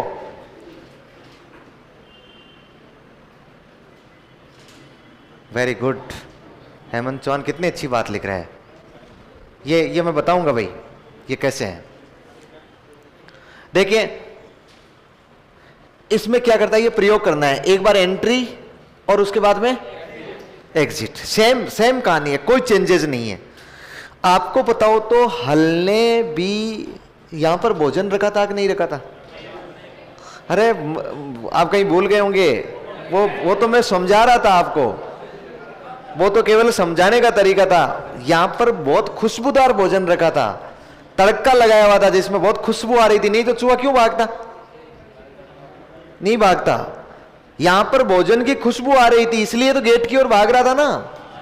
समझ पा रहे हैं ना? फिर दूसरी स्थिति में यह हुआ था कि चूहा जैसे भोजन किया ना जम के उसने, फिर उसको लाके यहां पर छोड़ दिया था। चूहा यहां सोया था, होटल में नहीं सोया था, यहां सोया और तब तक सोता रहा। यहां पर तड़के लगते रहे थे, भले ही दूसरे चूहे खा रहे थे, लेकिन उसने ध्यान नहीं दिया। जब उसको वापस आवश्यकता हुई थी ना, तब रवाना हुआ था यहां से। ये समझ लेना थोड़ा सा। अब ये क्या कर रहा है इसमें क्या कर रहा है? देखो इसमें यह कर रहा है कि इसने चूहों के 2 ग्रुप बनाए, एक ए ग्रुप और एक बी ग्रुप। जैसे मान लीजिए एक ग्रुप में इसने 8-10 चूहे लिए, दूसरे वाले ग्रुप में 8-10 चूहे लिए। इसने यहां एग्जिट के समय कोई भी भोजन नहीं रखा, कोई खुशबू नहीं आ रही है चूहों को, और चूहों को यहां छोड़ दिया। फिर भी चूहे कोशिश तो करेंगे नहीं कि बाहर निकल जाएं इसमें से, इसलिए चूहे यहां से चल रहे हैं बाहर निकलने के लिए। मस्ती मस्ती से अपनी में, ज्यादा लोड नहीं है उनको, टेंशन नहीं है किसी बात का। अपनी मस्ती में एक बार दीवार पर उधर ऊपर चढ़कर देख रहे हैं, एक बार इधर देख रहे हैं, अलग अलग प्रकार जो दीवार बनी हुई है ना अंदर, उन दीवारों पर फिर मस्ती मस्ती से चढ़ते चढ़ते चढ़ते चढ़ते ये चूहे क्या आ गए, बाहर आ गए। और बाहर आ गए, उसने टाइम देखा, 20 मिनट का समय लगा। कितने मिनट का समय लगा? टाइम नोट किया उसने, कितने समय का? 20 मिनट का। फिर उसने उन चूहों को तो ले गया, ग्रुप बी वालों को लाया यहां पर। भाई उन चूहों की और इन चूहों की आईक्यू तो बराबर ही है ना, समझ बराबर है कि नहीं है? दोनों एक ही प्रकार के प्राणी है। बी वालों को यहां रखा, अब की बार यहां भोजन रख दिया, वो कढ़ाई चढ़ा दी, खुशबू, तड़का लग रहा है उसमें, चूहों को खुशबू आ रही है। चूहे यहां से आए और बिना कोई इधर उधर देखे हुए सीधे कहां आ गए? यहां आ गए। कितना समय लगा? 15 मिनट। 5 मिनट का समय बचाया कि नहीं बचाया? ये जो टोलमैन है ना, ये टोलमैन क्या कह रहा है? ये टोलमैन कह रहा है कि आपको क्या लगता है वो जो पहले वाले चूहे थे ना, जो चूहों का ग्रुप था, उन्हें क्या सीखना नहीं आता है क्या? उन्हें क्या रास्ता पता नहीं है क्या? क्या वो लोग भी, वो चूहे भी क्या यहां तक 15 मिनट में नहीं पहुंच सकते हैं क्या? वो भी सीख सकते हैं, लेकिन वो सीखे हुए तो है, रास्ता तो उन्हें भी मालूम है, लेकिन वो सीखे हुए को प्रदर्शित नहीं कर रहे हैं, व्यक्त नहीं कर रहे हैं, छुपा रहे हैं उसे। क्या कर रहे हैं? यदि वो चूहे भी चाहते, यदि उन चूहों के सामने भी आप यहां पर भोजन रख देते ना, तो वो चूहे भी कितने समय में आ जाते? 15 मिनट में आ जाते। इसका मतलब बालक जब तक उसे उद्दीपक नहीं दोगे ना, अधिगम को व्यक्त नहीं करेगा। क्या नहीं करेगा? अधिगम को व्यक्त नहीं करेगा। इसलिए इस सिद्धांत को किस नाम से जाना जाता है? अव्यक्त अधिगम का सिद्धांत, या ऐदर से या अमूर्त। यह कह रहा है कि सीख तो चुके वो, लेकिन उन्होंने उसको दर्शित नहीं किया है। मतलब लेटेंट लर्निंग थ्योरी, लेटेंट यानी व्यक्त नहीं करना, अव्यक्त। फिर देखिए इस सिद्धांत में बताओ प्रतीक का उपयोग किया गया कि नहीं किया गया है? ये प्रतीक किसको कहा है इसने? उद्दीपक को कहा है। किसको कहा है? और चूहों के लिए प्रतीक क्या है? भोजन। वो जो प्रतीक पढ़ा है ना ऊपर, उद्दीपक, इसलिए इसे प्रतीक सिद्धांत भी कहते हैं। बताओ उद्दीपक का काम लिया गया कि नहीं लिया गया? इसलिए इसे साइन लर्निंग थ्योरी, वो संकेत है उनके लिए, अधिगम को व्यक्त करवाने का क्या है उनके लिए? एक प्रकार का संकेत काम में ले रहा है। ए और बी ग्रुप पर किया। मुझे ये बताओ, ये जो सिद्धांत है, इस सिद्धांत में इस चिन्ह को मैं उद्दीपक कह सकता हूं कि नहीं कह सकता हूं? चिन्ह को क्या कह सकता हूं? उद्दीपक। और मुझे बताओ उद्दीपक पर बल कौन देता है?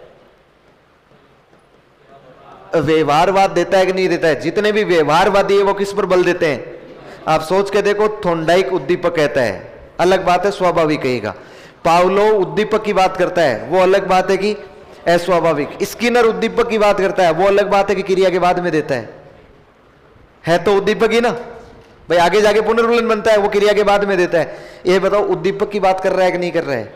इसलिए व्यवहारवाद की बात कर रहा है। और पूर्णाकार का मतलब क्या होता है? गेस्टाल्टवाद।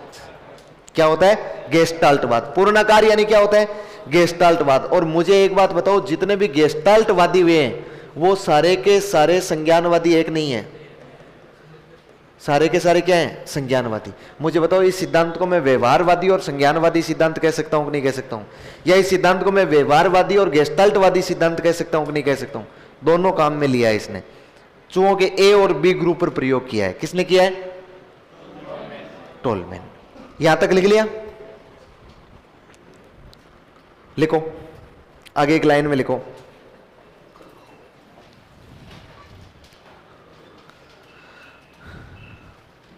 इस सिद्धांत का मानना है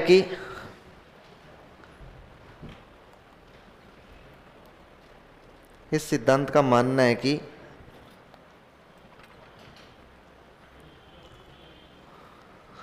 बिना प्रतीक,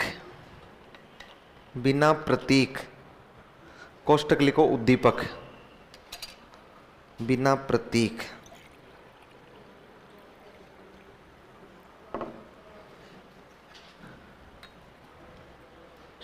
बालक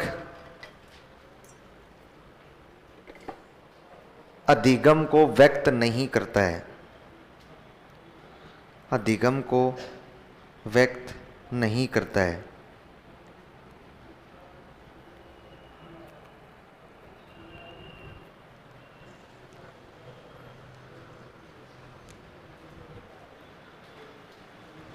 इसे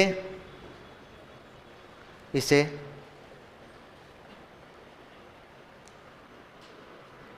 व्यवहारवाद एवं गेस्टाल्टवाद का मिश्रण माना जाता है।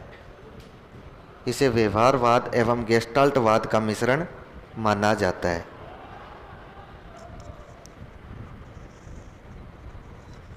एक बार जोर से हंसो और तालियां बजाओ। हाँ जोर से हंसो और तालियां बजाओ। ओ उनको लगना चाहिए कि उनको भी मजा आ रहा है ताकि वो जलते रहे। हाँ नहीं, उनको लगना चाहिए कि भाई वो गुमसुम नहीं बैठे हैं, उन बच्चों को भी मजा आ रहा है। बस लिखो क्या लिखा है, इसे व्यवहारवाद एवं गेस्टाल्टवाद का मिश्रण माना जाता है। गेस्टाल्टवाद का मिश्रण माना जाता है।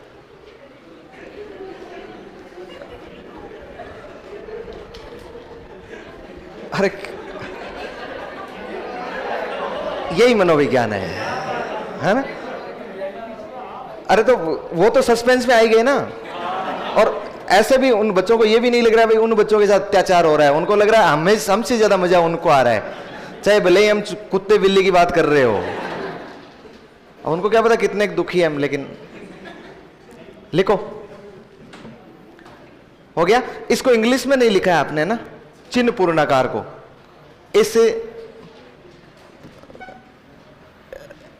इसको इंग्लिश में लिख लेना साइन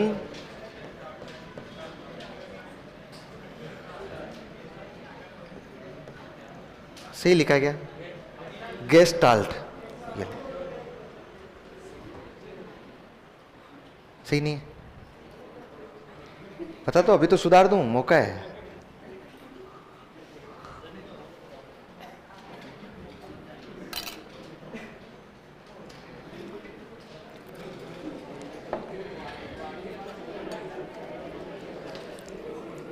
हो गया। अब आगे चलो। कितने सिद्धांत हो गए? 10। 11वां लिखो।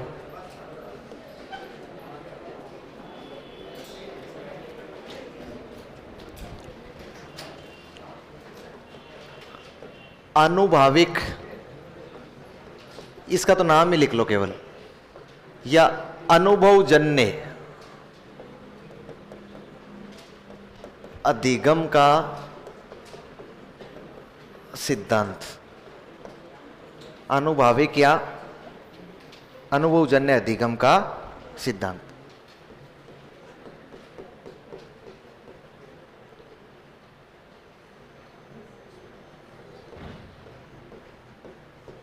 Experience learning theory.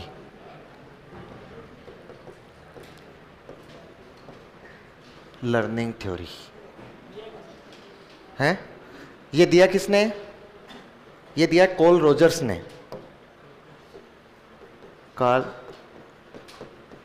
रोजर्स।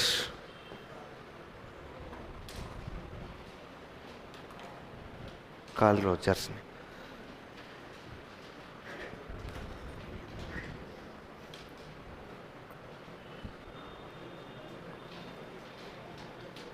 अच्छा, ये कार्ल रोजर्स है ना, ये मानवतावादी है। जैसे व्यवहारवादी होता है, जैसे गेस्टाल्टवादी होता है ना, वैसे मानवतावादी भी होता है। मैं बताऊंगा आगे आपको, एक अब्राहम मैस्लो भी आएगा, उस समय बताऊंगा मैं। ये कार्ल रोजर्स क्या है? मानवतावादी। फिर देखो, ये ज्यादा आलतू फालतू का लफड़ा नहीं करता है, ये मानवतावादी है। ये कहता है कि व्यक्ति को अधिगम यानी बालक को अधिगम कैसे होता है? अनुभव के आधार पर होता है। देखो, अब तक कोई अनुकरण कह रहा है, कोई पुनर्बलन कह रहा है, सब अलग अलग बातें बता रहे हैं ना। ये कह रहा है व्यक्ति को अधिगम कैसे होता है? अनुभव के कारण होता है। बस इतना सा ध्यान रखना है। और नाम क्या हो गया? अनुभवी। फिर थोड़ी सी एक बात बताइए इसने कहा अनुभव के कारण सबको नहीं होता है। उस व्यक्ति को होता है जो बालक या जो व्यक्ति पूर्णतः क्रियाशील रहता है। अनुभव तो ले लिया लेकिन आगे क्रियाशील नहीं, एग्जाम पेपर में जाके सो गए, नींद ले ली, तो इसका मतलब है उसे अधिगम नहीं होगा। बात समझ पा रहे हैं? अनुभव आपके पास, आप अनुभव ले रहे हो ना, और यहां पर उबासियां ले रहे हो, इसका मतलब अधिगम नहीं हो रहा है। अधिगम कैसे होगा? जब तक आप पूर्णतः क्रियाशील नहीं रहोगे तब तक अधिगम नहीं होगा। लिख लो, लिख लो, हैं? बस एक लाइन लिख लो इसमें, लिखो, इस सिद्धांत के अनुसार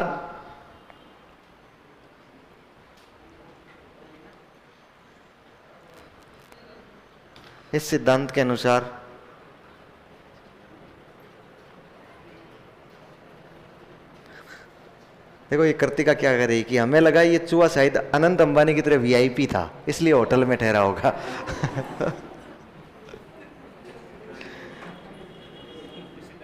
इस सिद्धांत के अनुसार एक पूर्णतः क्रियाशील व्यक्ति, एक पूर्णतः क्रियाशील व्यक्ति, एक पूर्णतः क्रियाशील व्यक्ति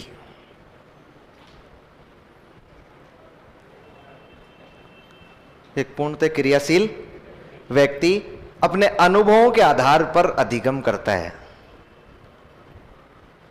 अपने अनुभवों के आधार पर अधिगम करता है।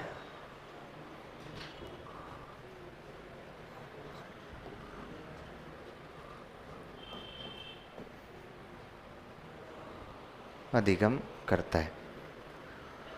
11 ठीक नहीं है, मोक्ष नहीं मिलता है। 12 ठीक है। लिखो 12वां लिखो, प्रतिस्थापन या स्थानापन्न अधिगम का सिद्धांत। किसने दिया है ये?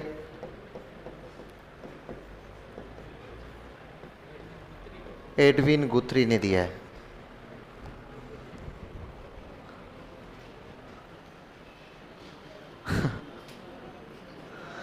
हीरालाल कह रहा है सर एनडीए और यूपीए की सरकार क्या है? ये राजनीति विज्ञान वालों से पूछना।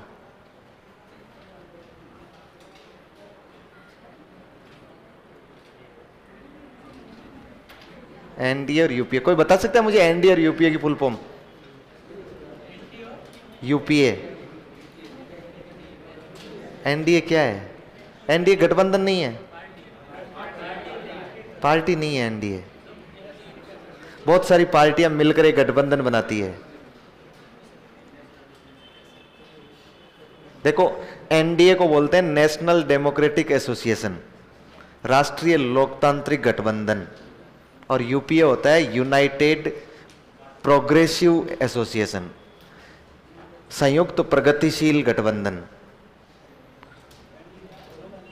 एनडीए में मुख्य सरकार, मुख्य पार्टी है बीजेपी, वो अन्य दलों के साथ में गठबंधन कर रखा है उसने। जितने भी दल उस बीजेपी के साथ मिलके गठबंधन बना रखे हैं उसका नाम है एनडीए। और कांग्रेस सरकार के साथ जितने भी दल मिलके संगठन गठबंधन बना रखा है उसका नाम है यूपीए। कभी भी पार्टी की सरकार नहीं आती अपने यहाँ, गठबंधन की सरकार आती है। एक पार्टी की स्वतंत्र सीटें, जैसे पिछली बार बीजेपी की आई थी, लेकिन वो गठबंधन को छोड़ना नहीं चाहती है। वो चाहती तो बीजेपी अकेली पार्टी सरकार बना सकती थी, लेकिन भविष्य में और जरूरत पड़ती है। ये जो छोटे छोटे दल होते हैं ना, ये दल बहुत काम आते हैं? हाँ, ये बहुत काम आते हैं, इसलिए छोड़ना नहीं चाहती है। इसलिए बहुत सारे दल ऐसे होते हैं, जो आपने दल बदल सुना है ना, दल बदल के कभी यूपीए से निकल के कभी एनडीए के साथ गठबंधन कर लेते हैं, कभी एनडीए से निकल के यूपीए के साथ गठबंधन कर लेते हैं। अभी वर्तमान में किसकी सरकार है? एनडीए की सरकार है। अब आप समाचार सुनो तो आपको चीजें समझ में आएगी।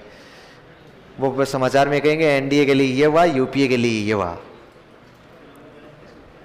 हो गया प्रतिस्थापन या स्थानापन्न अधिगम का सिद्धांत, एडविन गुथ्री।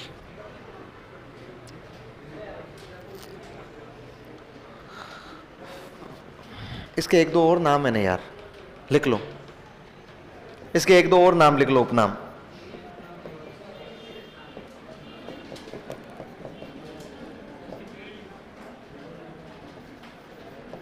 सामीप्य या समीपता का सिद्धांत, एकल या इकहरा प्रयास सिद्धांत, एकल या इकहरा प्रयास का सिद्धांत।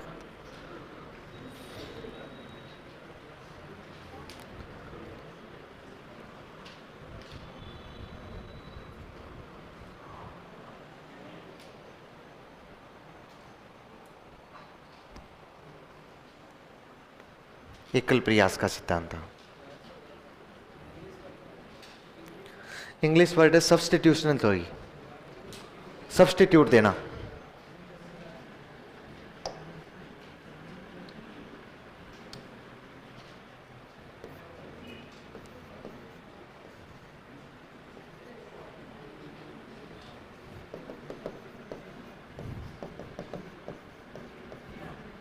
सब्स्टिट्यूशनल लर्निंग थ्योरी।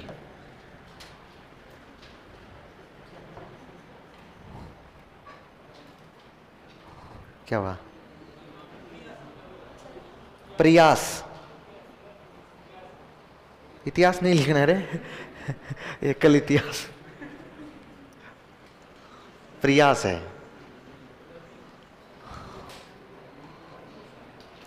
एडविन गुथरी, समीप्य, समीपता या इकहरा प्रयास। अच्छा ये बता सकते हो कि ये सिद्धांत आपको ध्यान रखना व्यवहारवादी सिद्धांत है। ये अनुबंधन स्थापित करके सिखाता है। कैसे सिखाता है?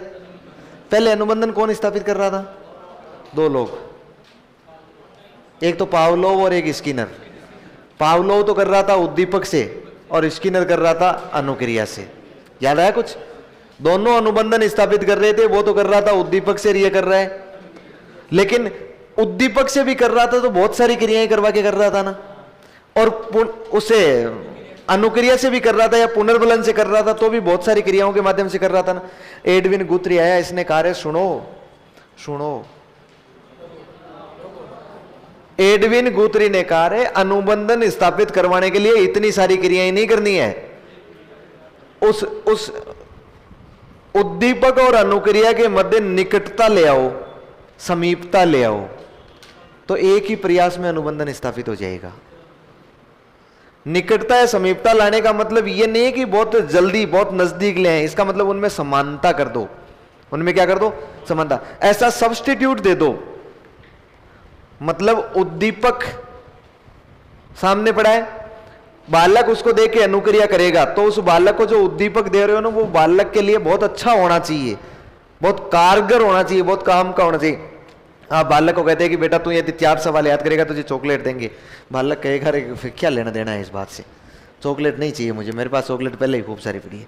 बालक को ऐसा उद्दीपक दो जो उसकी अनुक्रिया को, निकटता को बढ़ाता हो, मतलब जो उसे जरूरत हो, जिस चीज की उसे जरूरत हो ना, आपको लगे ना कि हाँ ये इसके माध्यम से ये काम कर सकता है, वो निकटता होती है। समीपता मतलब ले जाके उस उद्दीपक को अनुक्रिया के ऊपर ढोलना नहीं है।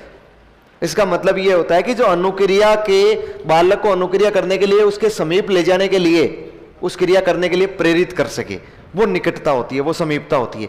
और कह रहे हैं कि ज्यादा की जरूरत ही नहीं है, बहुत सारी क्रियाएं करवाने की जरूरत ही नहीं है, केवल एकल प्रयास करवा दो। अब कैसे करवाएगा अनुबंधन, ये यही जानता है, लेकिन इसने कह दिया तो हमें याद कर लिया। हमने कहा कि ये व्यवहारवादी सिद्धांत है और ये प्रतिस्थापन की बात कर रहा है, स्थानापन्न की बात कर रहा है, सब्स्टिट्यूशन की बात कर रहा है, सब्स्टिट्यूट देने की बात कर रहा है। इसका मतलब समीप ला रहा है कि नहीं ला रहा है, इसका मतलब एक प्रयास में अनुबंधन स्थापित करवा रहा है कि नहीं करवा रहा है। इसलिए एकल प्रयास का सिद्धांत किसने दे दिया?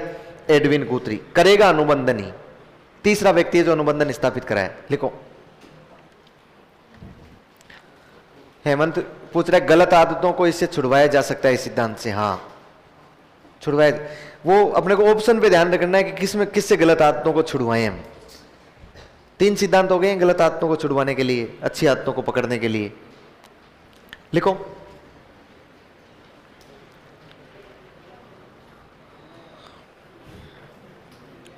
लिखो, इस सिद्धांत का मानना है कि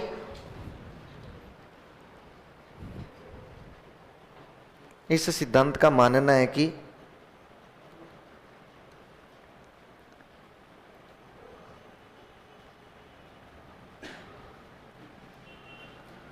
इस सिद्धांत का मानना है कि अनुबंधन स्थापित करने के लिए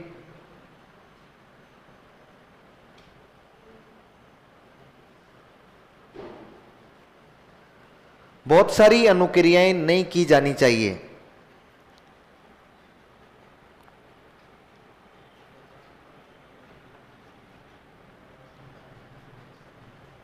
बहुत सारी अनुक्रियाएं नहीं की जानी चाहिए।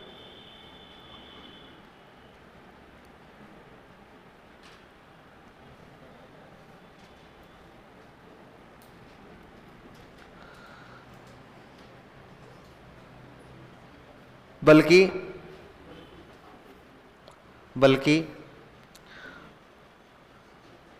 उद्दीपक और अनुक्रिया की समीपता स्थापित करते हुए, उद्दीपक और अनुक्रिया की समीपता स्थापित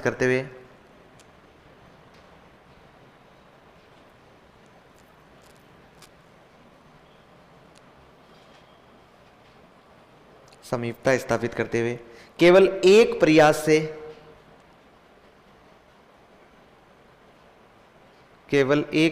से अनुबंधन स्थापित किया जा सकता है। अनुबंधन स्थापित किया जा सकता है।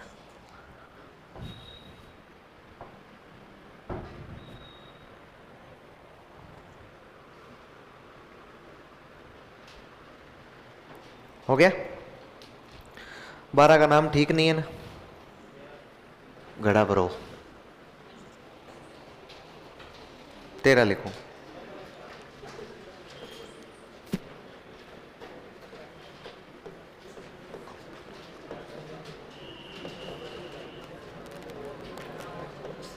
आवश्यकता पदानुक्रमिक सिद्धांत किसने दिया है? Abraham Maslow.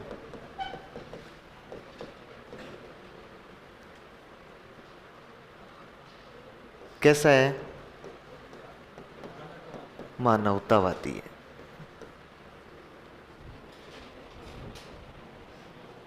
मानवतावादी। हाँ राम बाबू तंवर झालावाड़ से प्रणाम स्वीकार है। मैं होली पर तैयार रहना, आ रहा हूं मैं।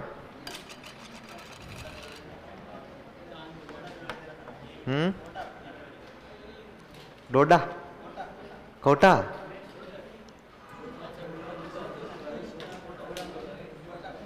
कोटा क्यों गया? हाँ तो जा रहा हूं ना, पूरे आड़ोती। हाँ घूमने जा रहा हूं भाई। लेके तो आ गया था 10 साल पहले ही। कुछ नहीं लेने जा रहा हूं। हैं? मजे की बात है, रघुवीर सर साथ है। हाँ और उन्होंने एक और अच्छा काम किया है, पता नहीं अच्छा है एक बुरा है। एक पठानी शूट तैयार किया है उसके लिए। फिर वो पठानी शूट पे गाना वाना वो डांस वांस सीख रहे हैं, फिर वो हाड़ौती में करेंगे वहां। मुझे कह रहे हैं तू भी सीख ले। मैंने कहा नहीं सीखना मुझे तो।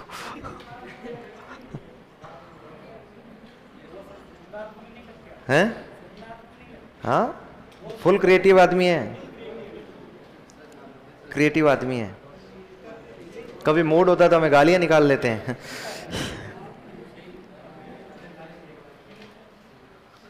चलिए अगले लिखे। लिखो। इस सिद्धांत का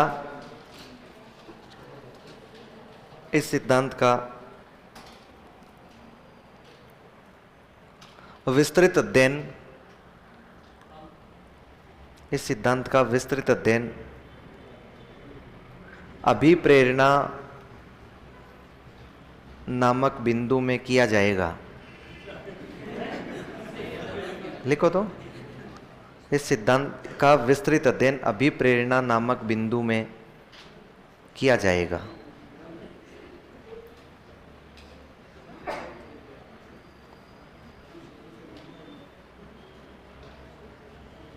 ठीक है, ये हो गया अधिगम के सिद्धांत।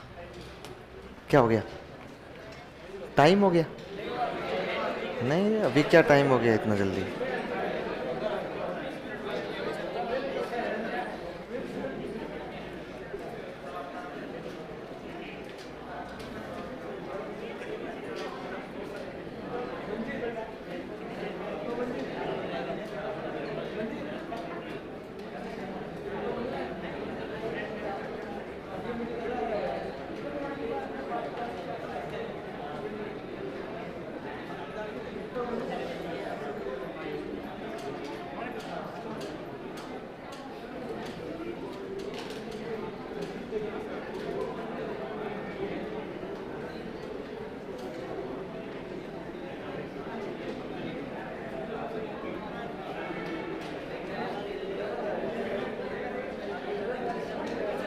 हाँ लिखो, आगे लिखो।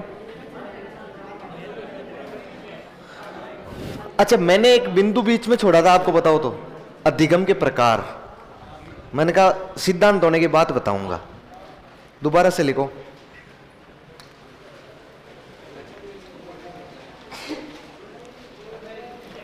अधिगम के प्रकार।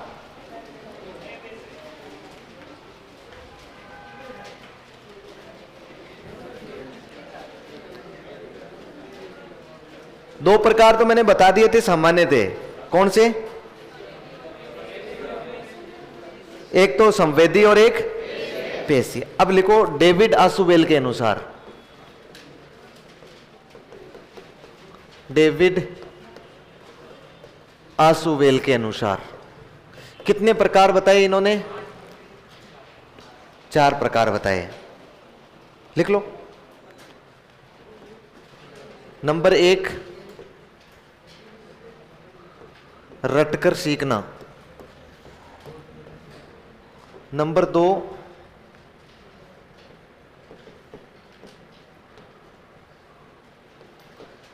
अभिग्रहण सीखना। नंबर 3, अर्थपूर्ण सीखना। और नंबर 4, अन्वेषण सीखना।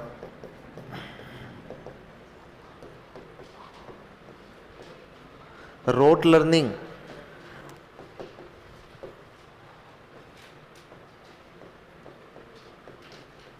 Reception learning,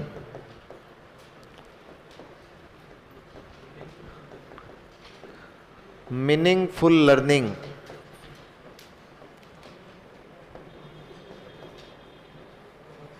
discovery learning.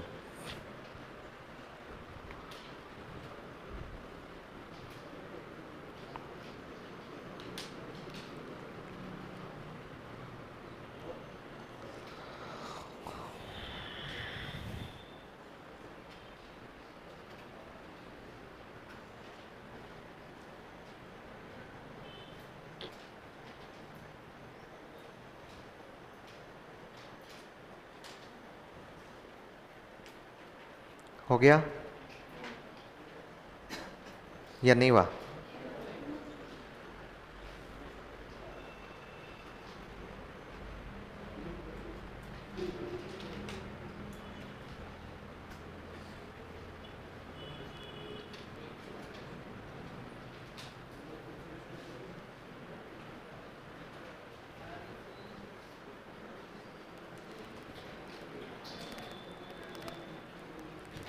चले आगे। अरे यार, 4 नाम लिखने थे, मैं लिख चुका हूं। तो देखो, मैं ये पढ़ाता नहीं आपको, ये वहीं लिखवा देता, लेकिन इसमें थोड़ी समस्या है। पिछली बार एक सवाल पूछा गया कि डेविड आसुवेल के अनुसार कौन सा सीखने का प्रकार नहीं है। डेविड आसुवेल के अनुसार कौन सा सीखने का प्रकार नहीं है, जिसमें 3 ऑप्शन तो ये दे रखे थे और एक दे रखा था संकेत अधिगम। क्या दे रखा था? संकेत अधिगम। और हमने डेविड ऑसवेल का सिद्धांत पढ़ा है, याद है आपको? जिस सिद्धांत में सीखने का आधार क्या मानता है वो? अर्थपूर्ण अधिगम को मानता है, मीनिंगफुल को। किसको मानता है? और उसमें शायद हमने चौथी बात यह भी लिखी है कि वो व्यवहारवादियों द्वारा रटकर सीखने को अस्वीकृत करता है। और उसने अगले ने पूछा कि डेविड ऑसवेल के अनुसार सीखने का प्रकार नहीं है, और ऑप्शन ए में क्या दे दिया? रटकर सीखना। जिसने डेविड ऑसवेल का सिद्धांत पढ़ रखा था ना, उसको पता था कि रटकर सीखने को अस्वीकृत कर दिया है। उसने किसको मान लिया? रटकर सीखने को सही कर दिया। वास्तविक बात यह कि डेविड ऑसवेल कहता है कि सीखने के दुनिया में 4 प्रकार होते हैं, लेकिन ये सीखने के प्रकार बता रहा है। फिर वो कह रहा है कि मेरा मानना है कि बालक को कैसे सीखना चाहिए? अर्थपूर्ण सीखना चाहिए। इसका मतलब वो तो उसका क्या रह गया? सिद्धांत। क्या ये रटकर सीखने को सीखना ही नहीं मानता है क्या? मानता तो है, लेकिन ये कह रहा है मेरे अनुसार सीखना नहीं चाहिए। और सही क्या हो गया उसमें? संकेत अधिगम। लोगों ने कहा ये कैसे हो गया? ये तो रटकर सीखने को अस्वीकृत करता है। अस्वीकृत करता है वो अलग बात है, लेकिन मानता तो है। वो मानता तो, उसने ये तो पूछा ही नहीं ना कि अस्वीकृत किसको करता है। उसने तो ये पूछा कि किन से सीखने का प्रकार नहीं है। तो सीखने के प्रकार कितने? 4। ये डेविड ऑसवेल कह रहा है कि बालक को रटकर सीख सकता है। दूसरा, बालक अभिग्रहण। अभिग्रहण मतलब कोई लिखी हुई या कोई सुनी हुई चीज को ग्रहण करके सीखना। फिर अर्थपूर्ण मतलब कोई भी चीज है उसको मीनिंग समझ के सीखना। जैसे हम मनोविज्ञान सीख रहे हैं, हर चीज का प्रत्येक बिंदु का क्या कर लेना? अर्थ सीख लेना, अर्थ ग्रहण कर लेना। फिर अन्वेषण सीखना, इसमें कहता है डिस्कवरी सीखना, मतलब खोजपूर्ण सीखना, अनुसंधान सीखना। देखिए डेविड ऑसवेल का खुद का सिद्धांत तो इस तीसरे नंबर पर आधारित है, इस पर एक नहीं, अर्थपूर्ण सीखने पर। लेकिन ये डेविड ऑसवेल कहता है कि यदि कोई भी समस्या आ रही है ना, उस समस्या का आपको नवीन समाधान चाहिए ना, समस्या का समाधान के लिए, तो आप कौन से सीखने को काम में ले हो? अन्वेषण सीखने को ले हो। तो समस्या के नवीन समाधान हेतु कौन सा काम में लिया जाता है? अन्वेषण सीखना काम में लिया जाता है। और इसे ये क्या करता है? अस्वीकृत करता है। ये कह रहा है इससे नहीं सीखना चाहिए। ठीक है, लिखो। क्या लिखोगे? केवल खोज में लिख लो आप, है ना, बाकी और कुछ में नहीं लिखना है। ये लास्ट वाला है ना, अन्वेषण सीखना, इसमें लिख लो। इसके अनुसार समस्या का नवीन समाधान खोजा जाता है, मतलब आज तक जो नहीं खोजा गया है, समस्या का नवीन समाधान खोजा जाता है।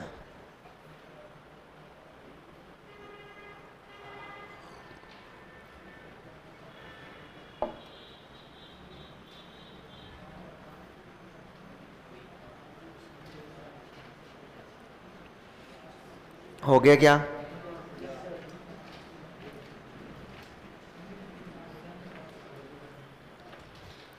अब देखिएगा, अगला लिखें। रॉबर्ट गेने के अनुसार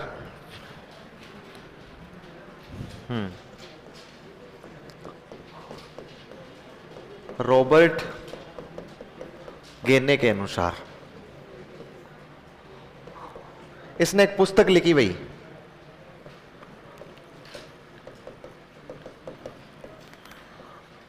कंडीशंस ऑफ लर्निंग। इसने किताब कौन सी लिखी है?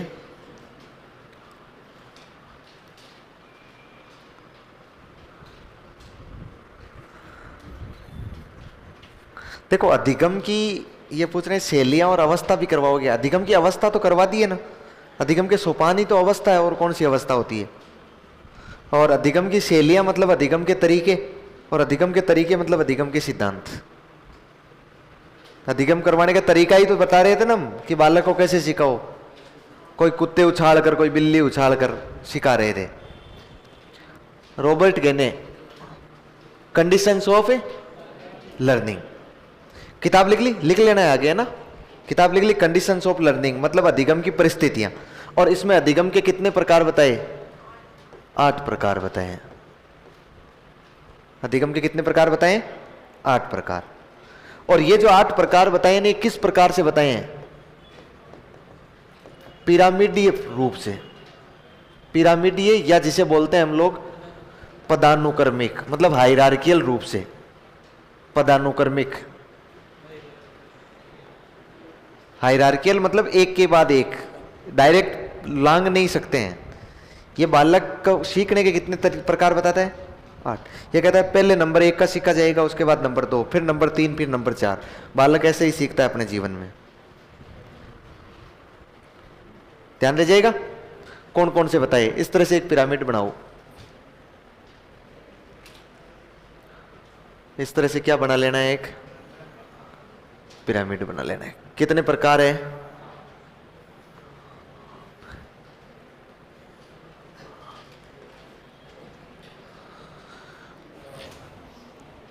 और सीखना बताता है निम्न से उच्च स्तर की ओर।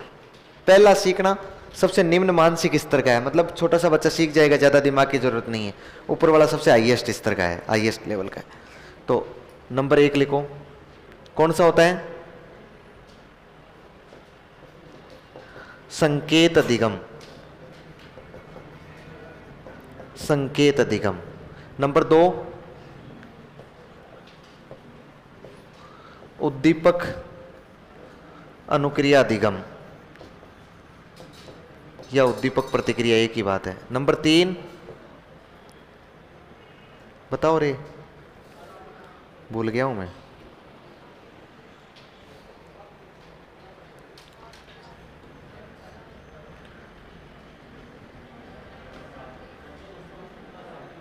श्रृंखला या शाब्दिक है? श्रृंखला अधिगम। और फिर आएगा शाब्दिक साचरी अधिगम। उसके बाद है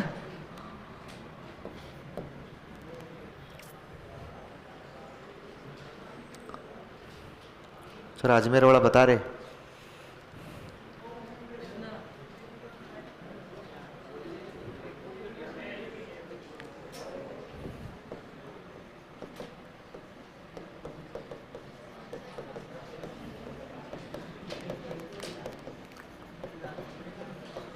समस्या समाधान अधिगम।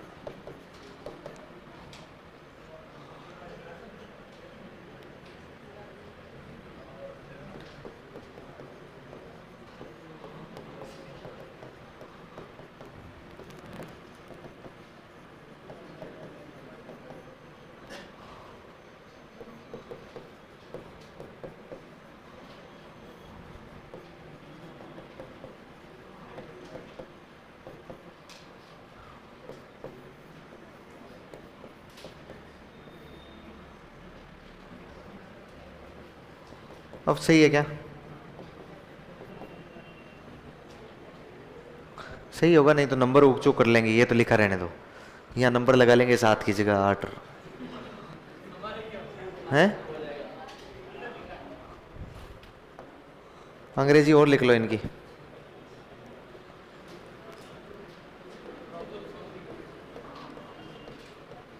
प्रॉब्लम सॉल्विंग, रूल लर्निंग,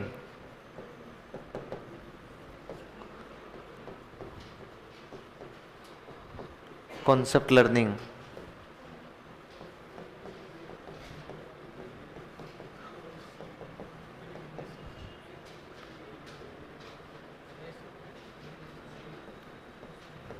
सही है क्या? डिस्क्रिमिनेशन,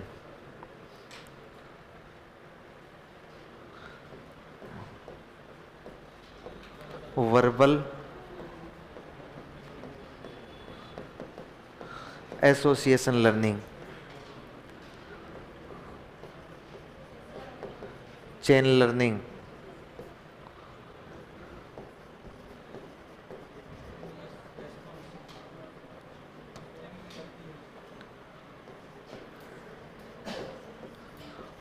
स्टिमुलस रेस्पॉन्स लर्निंग,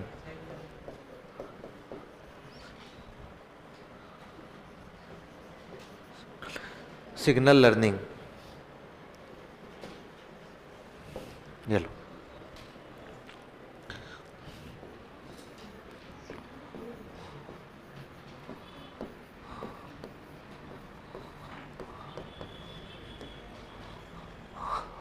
8 प्रकार। अरे ये ऑनलाइन वाले बता रहे हैं ना बेचारे। संकेत, उद्दीपक, श्रृंखला, शाब्दिक, विभेदन, प्रत्यय, नियम और समस्या समाधान। सही है।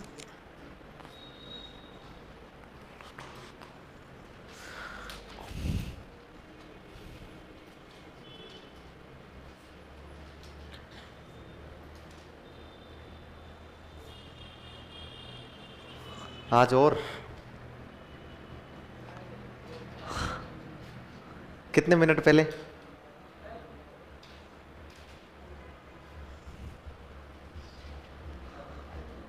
हैं? नहीं नहीं,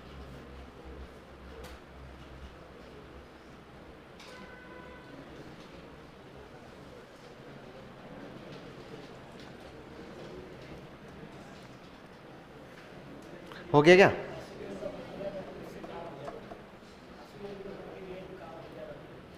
आज सुबह का? हाँ सही था ना क्वेश्चन?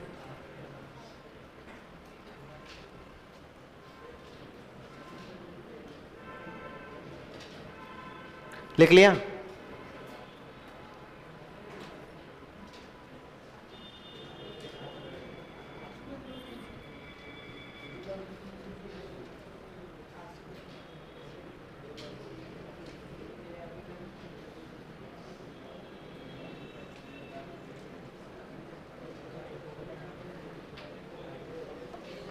चले आगे।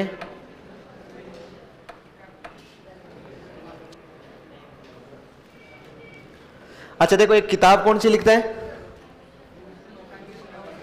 कंडीशंस ऑफ लर्निंग, मतलब अधिगम की परिस्थितियां, स्थितियां मतलब सीखना है।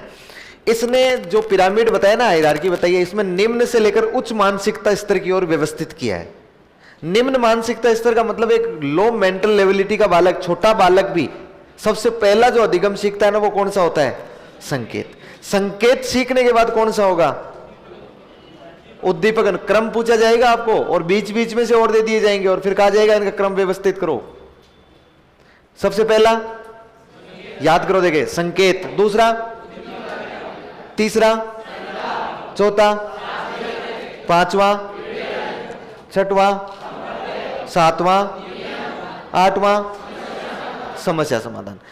बालक एक दूसरे को डायरेक्ट नहीं कर सकेगा। ऐसा नहीं कि संकेत सीखने के बाद डायरेक्ट श्रृंखला अधिगम सीख रहा है, पहले उद्दीपक अनुक्रिया अधिगम सीखना पड़ेगा। यह हायरार्की होती है। यह क्या होता है? पद सोपान होता है। तो एक लाइन लिखो इसमें अलग से नीचे लिखो, इन्हें इन्हें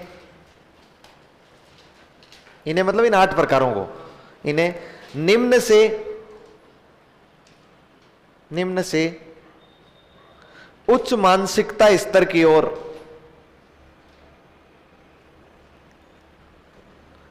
निम्न से उच्च मानसिकता स्तर की ओर व्यवस्थित किया है। व्यवस्थित किया है।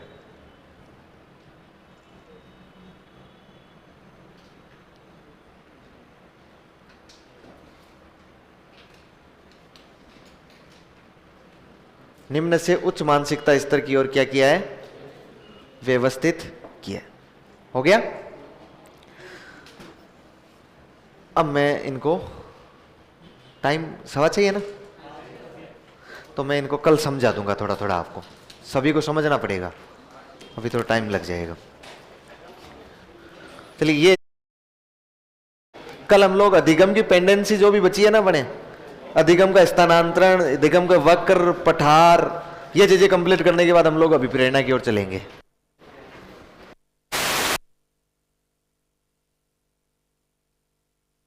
आपको रुक